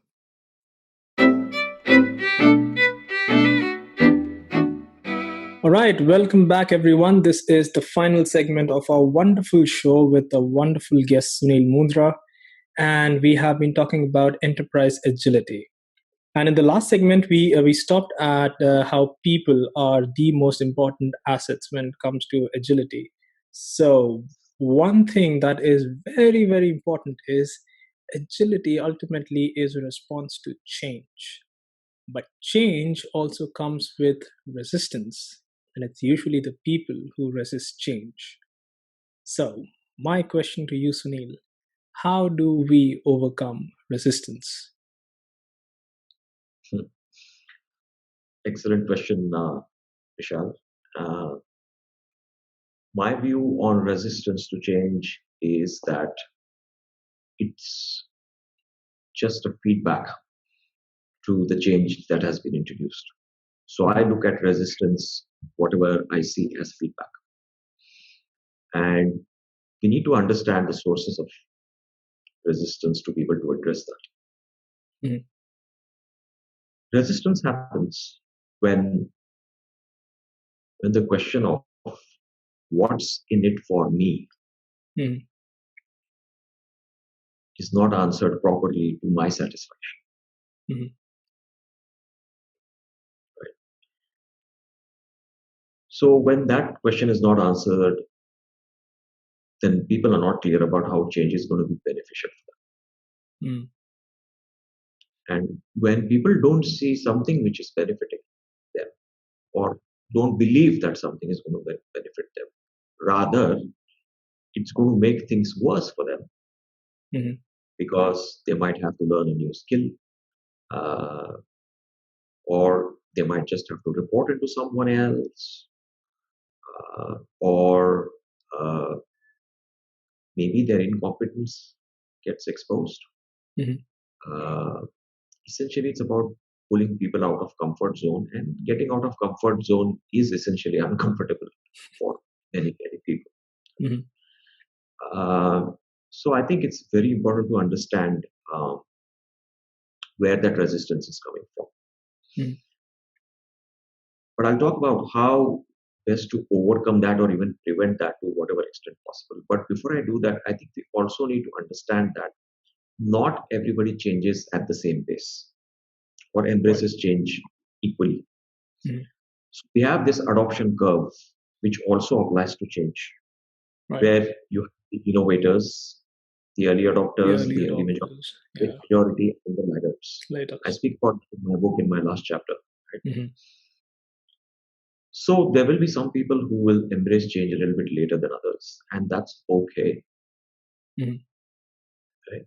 So we need to recognize that and give them, their time, address their concerns, and treat people in those five categories a little bit differently. Like, for example, innovators, you want to make them, and early adopters, you want to make them the internal champions to work with the others uh, to reassure them and to show them how change is done.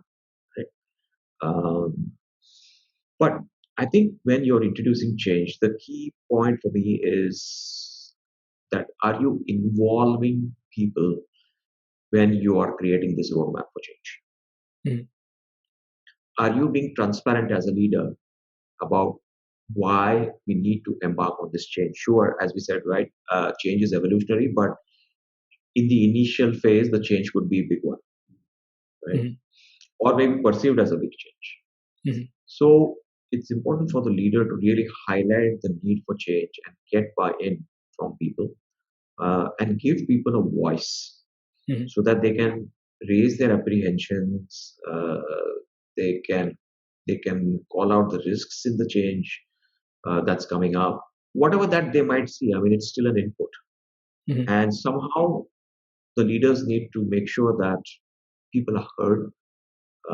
And if there are clusters of information or themes which come up from the feedback which people have given, Hmm. then through the communication strategy, how do leaders address those concerns or those queries? Hmm. To Right. me, that's a great starting point. Right. And then, as I said, you actually should create a success story. Hmm. Uh, and to me, that really is a very very important element in shifting the mindset to say, wait a minute, I think this new way of doing things or this new change looks good, and maybe I am now willing to reconsider my decision about this change, and perhaps I'm even willing to give it a try. Hmm. Even if you can achieve that with a small success story and publicize it across the organization and create some excitement and buzz around that, uh, that's a great way to really get people excited about change. Exciting. Right. So two parts to it. One is getting people excited about the change and creating the appetite for change, and the other part is addressing the uncertainties and the insecurities, which come with change. And you have to work on both for change to be made more palatable. There is no going away from the fact that there will be pain. I Hmm. think that's a reality. Uh, but how, as a leader or as a internal champion, as an influencer, you are able to reduce that pain to the maximum extent possible. I think that is very Hmm. Right. So you do speak about what's in it for me.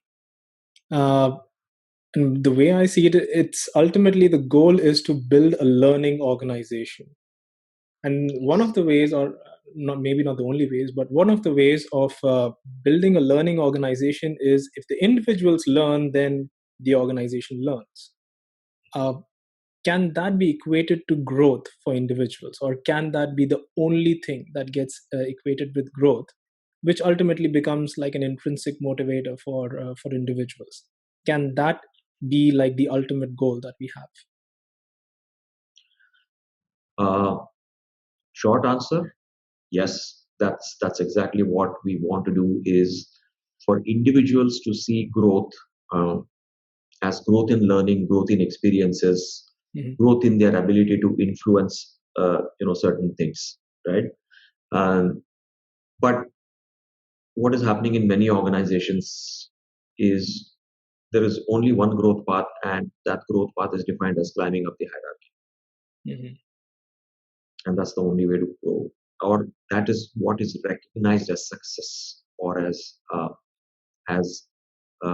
something which is tangible in terms of growth. Right. You know? So for that to happen, uh, you need to have people who are passionate about their craft, Mhm. and only then people will see growth in the learning. My problem with many organizations is this: how many people, I often wonder, have joined the IT industry because of their love for technology or for coding or for whatever they're doing. For example, as a BA, how much do you love solving client problems? Mhm. Right? Uh, so when that is not there, you've taken up a job just because you look at it as a way to earn your uh, living, then you're not going to be interested in learning based growth Mhm. because you don't care about coding. You're doing it because it's a job uh, that pays you well. Mhm. Right? And I think this is where we have a problem because many organizations are really not able to check or ascertain that passion uh, when they hire people, which I think from my 10 years of being in ThoughtWorks, I can tell you that you will generally not get hired in ThoughtWorks unless you show passion for your craft, Mhm. regardless of whatever role you are in. Suppose you're going to be a client partner, then what is your passion for relationship building with the client and growing an account, etc., etc. Right? If I mean, I got hired in ThoughtWorks, and I was told this afterwards because of not only my senior client facing experience, but because of my passion for solving client problems. Mhm. I had no clue of what Agile Lean was until I came to ThoughtWorks. And I was told that you will learn all of that on the job. And today, I derive my satisfaction from Mhm. the learnings that that I undergo uh, every so often, almost on a daily basis. Because to me, that is growth when I acquire new knowledge. Why? Because I'm passionate about it. Mhm. So, so I think for an organization to become a learning organization and for people to see growth in form of learning or in form of taking on challenging experiences, passion for the craft is key. Right. Absolutely. It's not an easy problem to solve, It's not an easy problem to solve. Shal. Yeah, when you have so many employees that you already carry, what do you do with them? You can't suddenly build passion for something. Mhm. Uh, it, it, the recruitment, therefore, when you're hiring new people, this becomes a very, very important consideration when you recruit people in your organization. Absolutely. I mean, but since we are on this topic, I did manage to get a few enablers for agility, and I mean enablers for people, and for the same reason as to what can enable people to grow in whatever their definition of growth is. So I do have a few of these, and I was wondering if Sure. I can do some kind of I can't call it a rapid fire because this will take some time to answer, Yeah, but let's call it a sure. rapid fire when it comes to explaining these things. So I have a few Sure. things, and I'll just you may call it buzzwords. A lot of these are, but these buzzwords have like internal deep meaning to it. So what I would Oh, of like course. from you is explain what this is. That's the first part. And the second part, what can be, let's say, your preferred way or one of the ways of how this can be incorporated uh, Look, with leaders, with people, with organizations in any which way. all Right. right, I'll give it my best shot. All right. So the first one I have is humble inquiry. Humble inquiry. Mhm. Yeah, I think Professor Edgar Schein, uh, one of the experts in organization development, wrote a whole book on this topic. Mhm. And humble inquiry essentially means, as a leader, I am genuinely caring about the person with whom I'm interacting, and I'm caring about their well-being to ask them uh, how they are, how they are doing, do they need any help, Mhm. uh, come from a position of utmost humility, not from a position of privilege as a leader or an entitlement or just as a formality. Mhm. Yeah, when you do that with utmost sincerity, uh, and you act on it as well, when you hear something and there's an action that comes out, right? It becomes a very, very powerful tool uh, for people to be motivated, for people to build trust, uh, and it just creates, it just takes the relationship, to a new level between the person doing the humble inquiry and the person who's responding. Right. And for this to happen, I think uh, empathy is the key. Mhm. You have to really try and put yourself in the other person's shoes and suspend your mental models and ask that question with genuine care and concern for Right. that other person. Only Mhm. then humble inquiry is effective. Right. Cool. The next one we have on the list is adhocracy. Mhm. So my understanding of adhocracy is that it's about flexibility in the structure and about self-organization. Mhm. And and again, it also encompasses informal networks within an organization. And what we know from evidence is that regardless of the structure that any organization has and whatever level of agility they may be, there is of course an informal network within an organization. Mhm. I view adhocracy as an attribute of a structure. It's not a structure by itself. Just the way we would view bureaucracy as an attribute of a tall hierarchy. Mhm. Right? So whatever structure you might have that works for you, there needs to be, of course, an element of adhocracy, and how much that needs to be. What is that balance between bureaucracy and adhocracy is very context specific. Mhm. Uh, but definitely adhocracy is needed because it talks about self-organization and agility, and of course agile ways of working also emphasize self-organization. So that is really, really important Mhm. to have. Uh, but again, it's not binary, right? Like either you have adhocracy or you don't. It's not like that. Yeah, there's going to be multiple shades of adhocracy, Yeah. and there are going to be areas where it's going to be a little bit less and a bureaucracy a little bit more. I mean, you can't do away completely with bureaucracy. You need a little bit of that to hold things together, to get some work done which is unavoidable, which has a lot of paperwork, which needs a maker checker concept in some areas. Mhm. There is going to be some bureaucracy. So the appropriate level of adhocracy is something I think which is very, very context specific. But my point is that it's an attribute Mhm. of structure which enables self organization, quicker decision making, fast feedback loops, and is flexible enough to adapt to change. And I would call that adhocracy. So, Mhm. Cool. All right. Next one we have is emotional intelligence. Emotional mm, intelligence. yeah. Yes. Again, this is something which I think everybody in the organization needs to have. More important for leaders uh, when they are dealing with people, but also within the team members as well. Finally, I think we all need to recognize that we as human beings, we have feelings, Mhm. and some days we feel good. There are days when we feel a little bit low, and how do we empathize with those situations? How do we support each other in times when we are a bit low? uh, I think this becomes very important in creating that culture of a community within the organization. uh, uh, and of course, in terms of building trust, building a good rapport, emotional intelligence is the key. uh, it's moving away from that mindset of viewing people as resources, faceless characters, or as machines, but to genuinely uh, see them as people as they are, with all their strengths and with all their imperfections, Mhm. and deal with people as people rather than as a cog in the wheel, Mhm. or as uh, something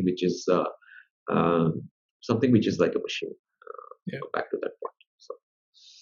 Yeah, I mean, I find it very surprising that although we know that emotional intelligence or emotional quotient is highly, highly important in today's workplace, but that aspect of let's say self-awareness, self-management, social awareness, the relationship management, these are still things which people need to explore and explore a lot more. And this is beyond just coming and doing our daily jobs and going back. This needs deliberate practice in order to make this happen. Exactly, exactly. It does take deliberate practice, and it does take a few enablers as well. Yeah. Coming back to my pet peeve around bell curve, or when you make people compete against each other. Mhm. Why will I feel emotionally connected to you, man? I'm more worried about my survival. So Right. if I have to pull you down to survive, I mean, for me to win, if you have to lose, then so be it, right? Yeah, exactly. So then where is the emotion bit? Where is that room for that empathy, that care, anything which relates to exhibiting good emotions for someone? No, because and that is the primary reason why politics happens in organization is people are competing against each other, Mhm. and therefore that emotional bit in the relationship just goes out. You Mhm. see everybody as your adversary because everybody is competing against each other, Right. right? It's a big problem. It's really a big problem. I think this competing people against people has to go. Mhm. I have not done enough research to really understand where it really came from, but uh, uh, it's an absolute detriment to building a team spirit. And today it's all about a team, Mhm. rather than individuals, right? But this is a big impediment towards that. Right.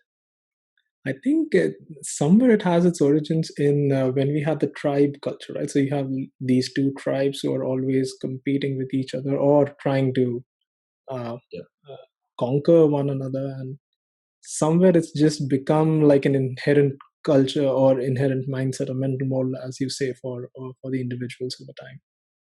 yeah, But and it goes it's back to way our old. education. It goes back to our education system as well. We Yeah, pit people. You I rank people, we force rank ranking. people.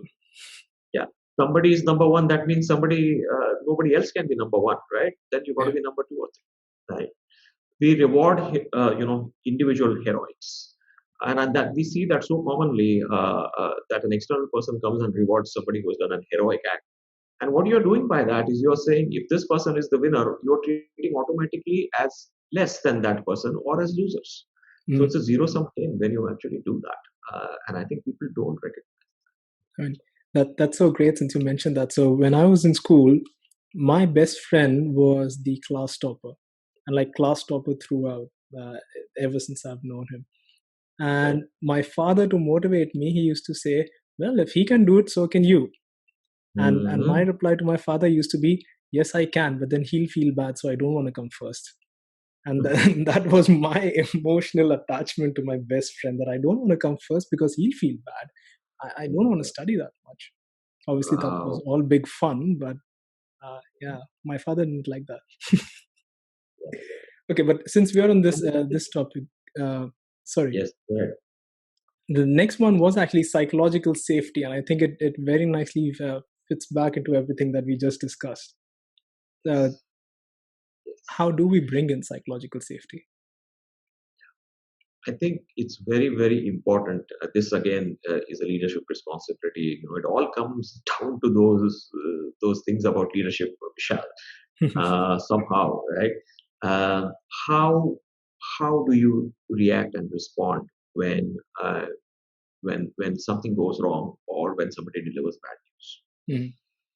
And the response has to be in a way in which you are not in any way indicating even a blame, like even a raised eyebrow, you know, can send a wrong signal. Mhm. Yeah. So you've got to be very, very careful about how you are treating bad news or failure, Mhm. right? And that there's a deep mindset change required for that. That you need to recognize that people are imperfect beings. Yeah, Mhm. that people try their best. I mean, you look at the retrospective crime directive; Mhm. it addresses that bit. Yeah. Yeah, that everybody did the best they could They could, given given the what situation they or the knew, the resources that they had. circumstances that they were there with whatever resources they had at their disposal, etc. I mean, just look at this, right? Who goes to work? A sane person I'm talking about. Who goes to work thinking today I'm just going to go out to work and just slack off, yeah, or I'm going to just mess things around and purposely do something wrong and Or I'm just going screw to up. make someone else's life miserable. I mean, Miserable. I don't think anyone thinks about that when they go to work. That today I'm going to make that person's life miserable. Nobody does that. At Nobody. least a sane person will do it. You know. Mm, So the point is, as human beings, we always strive to learn something new. We always strive to add value. Right? mm, Mistake happens. Yeah. right. As many of those mistakes you can tie it back to systemic practice. Mm, Yeah. So you need to really focus on when you're looking at something gone wrong, etc. It's not about the who, it's about the what. yeah. And that's really the way to build in psychological safety. And I think it's a pattern of consistent behaviors which is needed. I mean, you one time, you indicate that you're blaming the person, your whole effort towards building psychological safety is gone. And remember, even one instance, it can spread across the organization. Mm, And it can impact the psychological safety of the entire company. right. So I think this is something which has to be done very, very consciously by leaders when they react to bad news or to Mm, mistakes. right. Which actually brings me very close to the next one. The next enabler is experimentation, Mm-hmm. or rather, Mm-hmm. feeling safe to conduct experiments. Absolutely. See, I think people need to recognize that by definition, an experiment means that there is a chance of a failure. Yeah. That's why it's called an experiment, Yes. right? But again, we don't approach it that way. We Mm, all want all our experiments to succeed. It is not possible yep. because the nature of an experiment means that it is not going to work. Yeah. And experimentation is necessary because otherwise you will not evolve. You will Mm, be where you are. And experimentations becomes even more important in a complex environment because the first step to addressing complexity is probe, right. which means that you have to try something, Mm, see whether it works, it doesn't work, see whether you get good feedback or you don't get good feedback, and then you amplify that. And if right. something doesn't work, you are quick enough to kill it Yeah. and not get emotionally attached to it or fall in the sunk cost trap. Yeah. Or this is the boss's favorite project, so we just have to continue even Oh though we know my. it's not going to work. When sunk Right? cost fallacy, I was amazed the first time I read that. And I could just associate so many examples with it. And that happens. That happens. If you see It's something failing, but just because you have invested time and money into it, you continue doing that. You create that attachment. yeah, it's not just about attachment, Vishal. It's about, for example, taking a hit on the bottom line. And with the Yeah. pressure which executives have, to report increase in profit quarter by quarter, Hmm. you try to delay absorbing that failure in your profit and loss Right. account. Yep. So there are these systemic factors which also lead to this sunk cost fallacy. So that you keep investing Mm-hmm. so that you don't want to take a loss on your profit and loss Mm-hmm. account. Yeah. I mean, Thinking Fast and Slow, one of my most favorite books. It's amazing. It's amazing. Okay, so the last one that I have, but at least from a people standpoint, the last one that I have. So there's a quote that I have from Michael Gelb, and he says, "Over seriousness is a warning sign for mediocrity." And this is a part of the entire statement, but this is like the starting of that statement. My question to you: how important is it to have fun at work with regards to enabling agility? I interpret fun to mean that you enjoy being at work. Yep. Okay? It does not mean that you're playing table tennis all day when you're at Oh, of course. Yeah. work. Right? It means that if you need a break, you take it. Mhm. If you want to just go and have a chat with a colleague, you do that. Mm-hmm. Essentially, it's about bringing your whole self to work, Mm-hmm. uh, and of course, you know, just just being relaxed and enjoying what you do, Mm-hmm. not just your work, but enjoying being with your colleagues. Right. And that's when fun happens. It's like uh, it's like being in a family. So you are yourself when you are in a safe place Mm-hmm. where you are open to being vulnerable, where you are open to just being seen as yourself rather than putting up an act.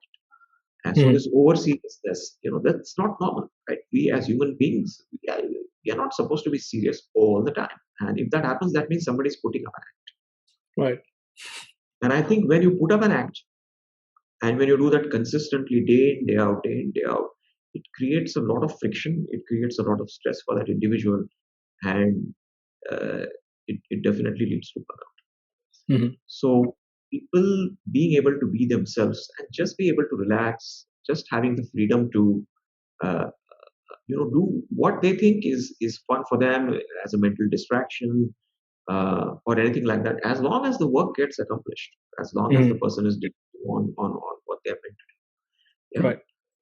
The person has the flexibility to enjoy himself or herself even at work. And I think this is, like, again, a notion which has been there in organizations, that workplace is not a place for me to enjoy.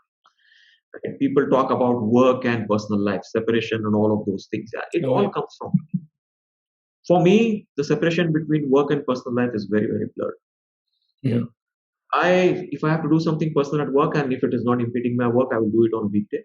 But if I have to work on a weekend to finish something which is important, I will do that as well, without feeling any kind of pressure to do so. Mm-hmm. Yeah. So it's not forced, but it's more coming from within. So it's still it's an accepted responsibility kind of a thing. Exactly, Mm-hmm. exactly, and that comes from a sense of ownership. That comes from a sense of uh, having a feeling that you care for your teammates, that you want everybody to be successful. Yeah, Mm-hmm. uh, it's not just about your own success as an individual, right? Right. So the feeling that we are all in this together. There are Mm-hmm. so many things which makes that happen. Right. Okay. But there's one enabler that's highly, highly important, at least when it comes to the current information age, and that is technology. Mhm. Technology being an enabler to enterprise agility. What's your take on it?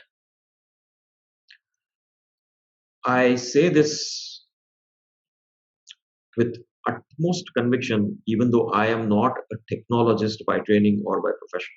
Mhm. But I understand enough about the impact of technology to be able to say this in based on my experience, is that Mhm. unless you have technical agility within your organization, which is agility related to the IT function and technology, Mhm. you will not achieve the right level of enterprise agility.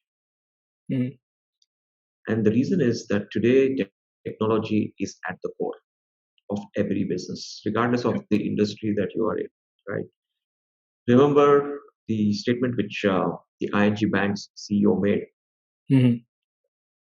when he said, "We are a technology company with a banking With the license," banking. Yeah, absolutely. right? So technology today is at the core of Mhm. every business, regardless of the vertical that you come from. Yeah. And unless you give technology its due importance, yeah, it's not going to help you to achieve enterprise agility. In fact, it will be a barrier, it will be a big drag on agility of the organization. Mhm. And this is where I have a peeve against those organizations which say, "Oh, we do Scrum, therefore we are agile." Yes, Scrum is good. Scrum will bring in a lot of benefits, but unless you focus on the engineering part of it, the technology part of it, and bring in excellence there, uh, you are not going to be able to achieve an agility which is sustainable. Right? Absolutely. So technology has been traditionally treated as a secondary function. Mhm. It was the case when technology was mostly used to do some automated calculations and things like that, or there were systems which were needed just to process information. But today, right, technology is driving strategy. It's at the core of Mhm. every single strategy. It's at the core of uh, the ways in which you engage with your customers. It's at the core of your product offerings today. Right. And if you don't give technology that importance, then that's a problem. Mhm. So I see two basically areas here which organizations need to work on to improve. One is to not treat technology as a cost center. Right. I think because of that, so many anti-pattern behaviors have come in that technology is judged, or the success of technology is just based on the control of cost, or in how minimal cost they have managed that function. I think that is not appropriate. Technology deserves a seat on the table with the business, which is the other part where business and technology need to work together. They are Mhm. not sitting on two different sides of the table. Agile has tried to do that. It has tried to bring technology and business on the same side of the table when it says businesses and developers must work together daily, etc., Mhm. etc. Right? Yeah. So I think the success criteria for business and technology has to be the same. Right. Yeah, you cannot judge IT or have separate success criteria for IT function and a separate for business function. It's not going to work. Mhm. They both have to work towards a common outcome, and success for both has to mean the same thing. Mhm. I mean, in fact, Uh, we see so many examples, right? Where let's say N26 or Uber, and these are examples where businesses are driven by technology, but they do have their, I mean, their business. Although technology is what they are building, their actual revenue comes from a different way. But technology yes. becomes like the basis for doing everything that they have. So you cannot move away from it. It's highly important. And with virtual reality, artificial intelligence, all of that coming in, technology is going to play a very, very, very important role in building these capabilities to sense, to adapt, and to respond. I mean, I can see technology playing a very key role in each of these capabilities. Yeah, absolutely. Okay, Sunil. So we have been talking for a while. Let me try and summarize everything that we have spoken so far. All right. So Mhm. we started off with the differentiating factor between agile and agility. We did address the complex adaptive system and how an organization is a living being. We spoke about leadership, the importance of leadership that came up a number of times, even the mindset and culture, the autonomy, the self organization. But the ultimate thing that we maybe did not touch upon a lot, but I know that we are going in the right direction, is still the customer. So we did discuss briefly that during the second industrial revolution, the customer did not have a lot of choice. So although customer was still pretty much central for any business, it was mostly about fulfilling their needs. However, in today's age, in the information age, needs get fulfilled much, much faster. I mean, for me, every household has a television, for example, but it's no longer about mass producing televisions and making that available to homes. It's about what do you utilize the television for, and so it has moved from needs to a lot more experience. And today the question is, what gives me more experience, much better experience? Is it Netflix versus YouTube or something else? In Mhm. fact, I do remember this story where Michigan University, at one point of time, decided they are not going to have any pavements for their campus because Mhm. they just wanted to observe what kind of desired paths or pathways students and the cyclists and others who visit the university take. And after a year, they just saw these desired paths which were made around, and that became Mhm. their pavements by default. So experience has become like the de facto for anything that we do in the current age, and for any customer, that is the most important thing. How does enterprise agility play its role with providing the best customer experience ever? How does that work out? So let me share something which sort of was a aha moment for me when I was writing my book. Mhm. So when I was looking at the various components of the organization, for a lack of better word, I'm calling that, right? Which is people, process, structure, governance, etc. Mhm. These are all inward facing. Mhm. And then there was the customer. And for me, I started thinking, why is customer an external entity? Mhm. Why can't we treat customer as an internal entity just like we treat our employees? Mhm. Yeah. Why does the customer have to be sitting on the other side of the table? So I think for me, enterprise agility happens when you are actually in very, very close proximity to your customer, where you're actually involving them in your product creation by getting frequent feedback, and they're helping in a way in which you can call it co-creation. Mhm. This Michigan University example which you gave is a excellent example of co-creation. Right. Yeah. So they didn't design the paths. They waited for to see how people walk, and then they constructed the paths based on that. Right. So the Mhm. customer feedback was an inherent, uh, uh, uh, you know, way for them to really understand, what the customers were wanting. Mhm. So I would say that many organizations still continue to take their customers for granted. You look at the way in which you call a call center and the kind of responses you get, etc. As I said earlier, most organizations cater to only the happy path. If Yeah. something goes wrong, a customer is in an absolute loop Mhm. and has nowhere to go. But yes, as you said, today social media, etc., has made the customer much more powerful. And customers again are seeking a seamless experience. Customers are demanding. There is no loyalty anymore. Customers are willing to dump something. There is that level of patience is missing because the choices are so many, right? Mhm. So I would say that treat your customer as somebody who is with you rather than who is opposite on the Mhm. opposite side of the table, and involve the customer in everything that you do in terms of what products and services and other offerings that you create. Understand their pain areas, be as close to them as possible, and move from the mindset of just satisfying the customer to delighting the customer. Right. And again, this thing about delighting, right? You have to empower people to be able to. Mhm. Uh, so, you know, uh, delight means you give a customer a surprise, or if they want some unusual request, does somebody have the power to fulfill that? Right? So, it's a big cultural change to really put the customer at the center and let everything that you do flow from there. Because Mhm. as somebody said, right, if the customer doesn't exist, the organization does not The exist, because organization who doesn't pays for exist. your Yeah. products and services is your customer. Right. So how can you give your customer the importance he or she deserves? And Mhm. how can you make that customer the central pillar, you know, within your organization and treat it as an internal entity rather Mhm. than as an external one?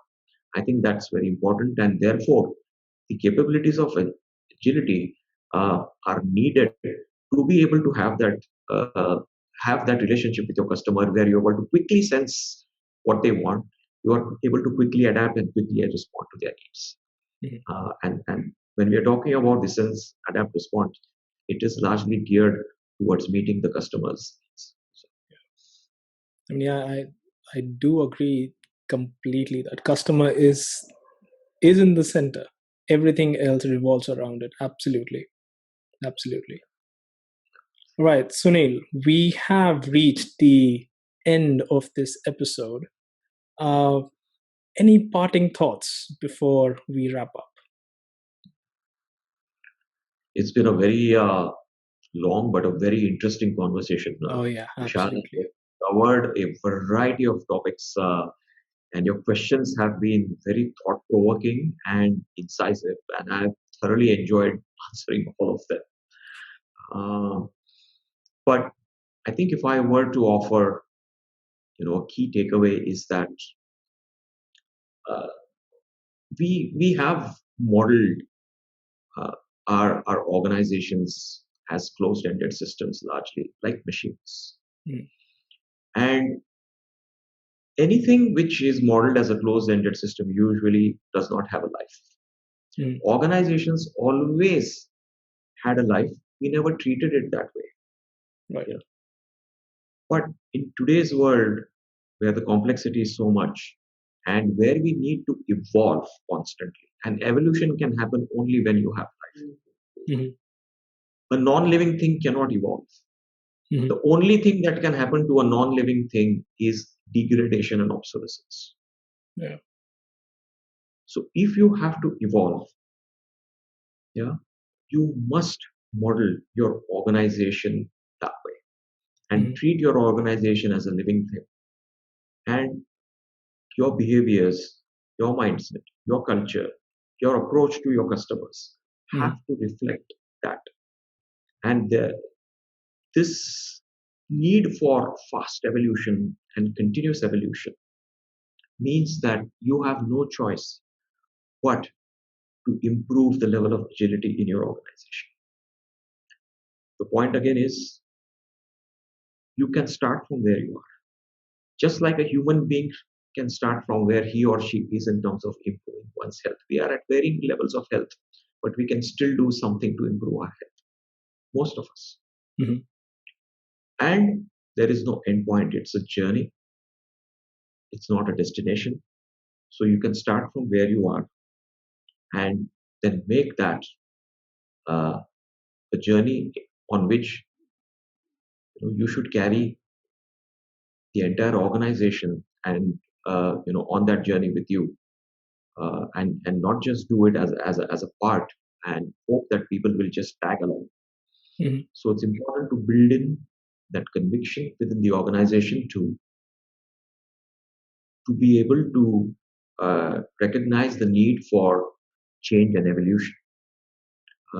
So my advice to leaders is to really embrace agility holistically, and take the organization to the next level of agility starting now. So as we say in ThoughtWorks, right? Think big, start small, act fast. And that's what I would want to leave with leaders and influencers as we end this talk. Yeah. It was amazing speaking with you, Sunil. And thank you so much for being with me through all my questions. And this has been a delightful experience. Thank you very much. For me as well, Vishal. And I will cherish this conversation which we have had today. Me as well. Thank you. Thank you. That was Sunil Mundra, and every time I speak with him, I feel a little wiser. Hope this episode was just as educational for you as it was for me. For more of Enterprise Joy, subscribe to this podcast on your favorite application and on YouTube so you don't miss any episode. Patrons on patreon.com/enterprisejoy get some exclusive benefits, so do check out what we have to offer. The details of our upcoming episodes can be found on our website enterprisejoy.com, and you can send your feedback and comments to vishal@enterprisejoy.com so our podcast can continuously improve. So until next time, thank you for listening to this podcast. Take care and stay safe.